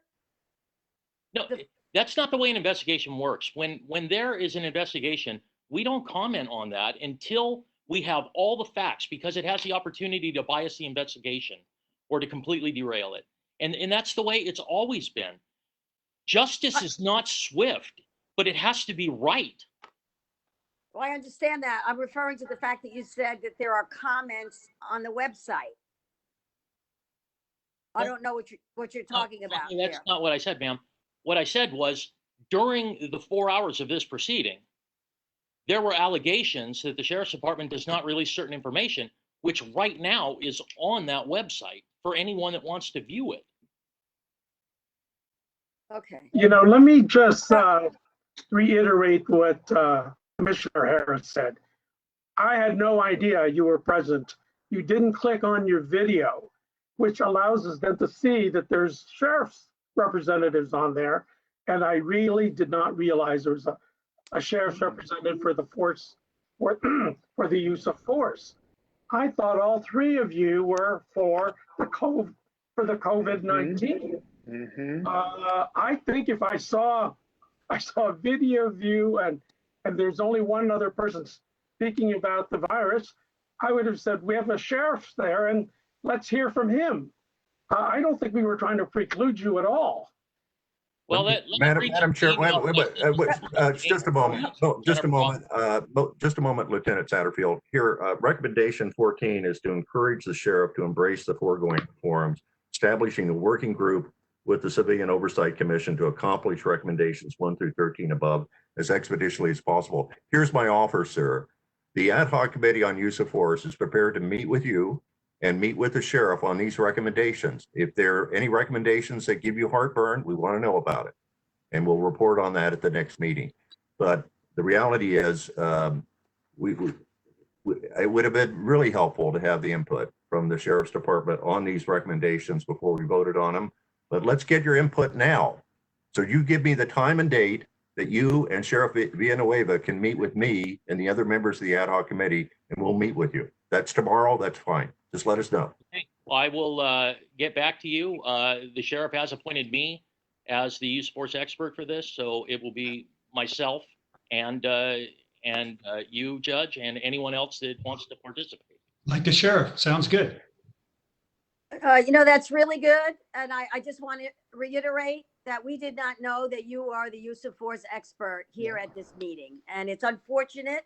It's a misunderstanding, but I'm glad you're picking up one of the suggestions in the recommendations of the 18. So we can move forward for that. We have no intention of silencing your voice. Many meetings we have begged for representation from the Sheriff's Department, and for like 3 or 4 months we had none. So we welcome your participation.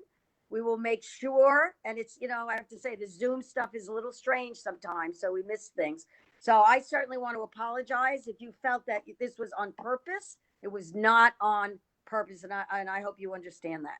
I appreciate that, and I would just like to point out for the record that I have an email dated 08/22 this morning to Ingrid Williams, CC'd to Jennifer Osborne. Good morning, Ingrid. I will be presenting today as the LASD use of force expert for agenda item number 2B. Is there a special WebEx code for me to log in with, or can I get an invite sent to me at this email? Thanks, John. And just because you mentioned my name, John, I do want to say we did get that email at 8 o'clock and you were on the meeting before 9 a.m. We did tested your AV and you were on and available with audio and video. Absolutely. Yeah, this is Brian Williams. I just want to point out that at the beginning of the meeting, I did announce that we had 2 additional deputies on the line, and they had the opportunity to speak the entire meeting, but unfortunately chose not to do so. So we'll correct this in the future to make sure that we know who's on the line and to make sure why they're on the line. But to come at the late hour in the meeting and make this statement, I think is a bit disingenuous for everyone involved. It's not disingenuous, sir. I have presented to this commission already once before on the LASD.org website. And at that time, I was called to present. That is the manner. That's the pattern in practice. That's how this works from everyone that I've watched. I've sat quietly. I'm not going to interrupt your meeting so that I can say something. I'm going to wait to be called for comment. That's the decorum that this commission has established. But if I am being told now I should have bullied my way into the conversation. Oh, sir, that's not right. No one is saying that you should have bullied your way in. Of course not. What we're saying is, if through a misunderstanding you were not called upon, you certainly would always have an invitation to raise your hand and say, I'm here, and we would have been very happy to hear what you had to say. And I thought I was going to be called on eventually, and that's when I finally did. Right. So, okay. All right. So I'm glad. Thank you. I'm glad to see you now. I see. My screen's a little limited. I only get to see 4 people, but I see you now. Again, this is a misunderstanding. Nothing intentional about it in anybody's part. So we look forward to hearing from you and working with the Ad Hoc Committee on Use of Force. Okay. And Mr. Moore, it's good to see you. We haven't seen your video either. It's good to see you. Okay. Is there a protocol about not turning on your video? I mean, it seems to me that one ought to just at least click it on periodically so we know who's on the line. I see the names, but I really sometimes don't know who's on. Yeah. And I don't recognize whether it's the sheriff's office. You don't have titles, you just have names. Right. This is the first time whereby there's been missed messages or something where someone who could have some valuable information was not able to give that information. So let's move on. Lessons learned. We'll make sure we check in. We make sure we turn on videos. We'll check in about who's still here. Again, we're working on these screens. It does make it a little harder. So can we move on? Chair, if I may interject, the COC never requested a use of force expert on this issue to speak at the meeting. The only expert we did request was someone to speak on COVID-19. Okay, so as I said. So for us, it was also a surprise Yeah. at 8 in the morning that we received an email of Lieutenant Satterfield's participation. Okay. Well, Commissioner Harris might add, in this particular situation, I think it would have been quite wise to have invited someone from the Sheriff's Department, like Mr. Satterfield, Lieutenant Satterfield, excuse me, to comment on use of force. So like I say, Lieutenant Satterfield, I did not realize you were here specifically for that. I would, and I think other commissioners would have liked very much to have heard what you had to say. We'll make sure that we don't run into this problem again. If staff is notified by someone from the Sheriff's Department that they're attending a meeting with a specific intent, that information needs to be communicated, I think, to the chair, so the chair is aware of that. Again, I apologize. I think it was a communications breakdown. There was no intention, I don't believe, on anyone's part to slight and to keep your voice from being heard, because we would have liked to have heard your voice. I'm looking forward to hearing your voice in the future on this topic and others. Same thing with Captain Moore. We definitely apologize. I agree, though, it is good to have your faces on. I know when I click off my camera, it means I am stepping away for a moment. I typically am able to step away and maintain my audio, but I don't want you to think if I have stepped away and my picture's not there, you should probably assume that maybe I'm not fully engaged at that particular moment. So it is helpful if you click on your video, but again, no disrespect was intended. I really would hope in the future we can get the comments from the Sheriff's Department on specific items on the agenda. So thank you. Yeah, and Lieutenant, this is Commissioner Vera. I have to say, your tone was not helpful at all. In fact, I bet that the hundreds of people hearing took away a very bad impression of that. So we've explained the situation, but from my perspective, you further damage the reputation of the LA Sheriff's Department with that type of tone. And I hope not to hear it again if you're to join our meetings. Thank you. Okay. Not to slight Mr. Moore, what was Mr. Moore's role in today's agenda? Mr. Moore wanted to discuss requests for executives at our meetings. That would have been worthy of discussing. Well, you know what? This is pointing out, I'm coming to the end of my term as chair. In the beginning, we would have sheriff representation at every meeting. Then we were boycotted. This is the fallout from having several months of the requests for attendance at our meetings. We actually we have a subpoena out to the sheriff because he didn't show up at a meeting. So let's not keep going over and over it. Let's clean it up. The sheriff, we're expecting the sheriff's deputies, the sheriff himself to take this commission seriously and attend our meetings and have communication and show respect. We want to show respect back and forth so we can do the people's business. But this is the mess because we have been in a mess. And I'm very happy to feel that we will not be boycotted moving forward, and that the sheriff and other members of the department will be willing to come and represent here in public at our meetings. So again, we didn't do anything intentional, and I'm hoping that we can have more fluid communication and participation of the sheriff's department, which is what we are supposed to be oversighting. So we're at the end of our time. Isn't that true, Mr. Williams? That is correct. And I really wanted to touch base with the other, because there was other business that's been going on, other committee work. And I also wanted to hear a little bit more if Mr. Huntsman had anything else of criticalness that he wanted to alert us to. I know he got to say some things, but I don't want to stay longer, but I just wanted to ask Mr. Huntsman if there was anything else that he wanted to say. I covered everything I wanted to say, except I've just sent out by chat the link to the sheriff's website where the names of the deputies involved in shootings and additional information is required by 832.7, or the written explanation for why it's not there would be present if it was on the website. Doesn't seem to be there. That's the only thing. Okay. Okay, thank you. And Mr. Williams, in terms of your report, is there anything top of mind that you would like to communicate? We just need to confirm our next meeting's date. Our regular meeting would be scheduled for the 16th of July.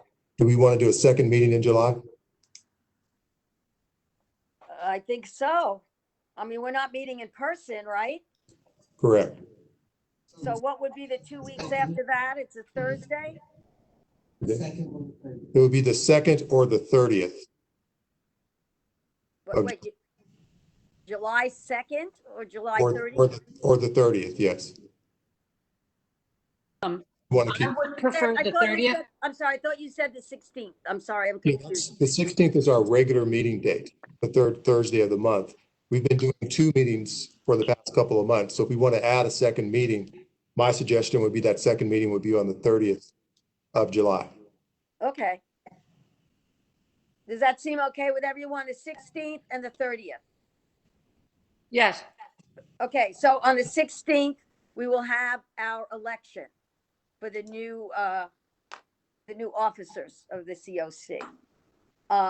And we will also be hearing from Mr. Bonner's Ad Hoc Committee on use of force, and possibly with some input from the sheriff on that issue. And I'm trying to think and we're going to also have someone come from the CAO to talk about the budget.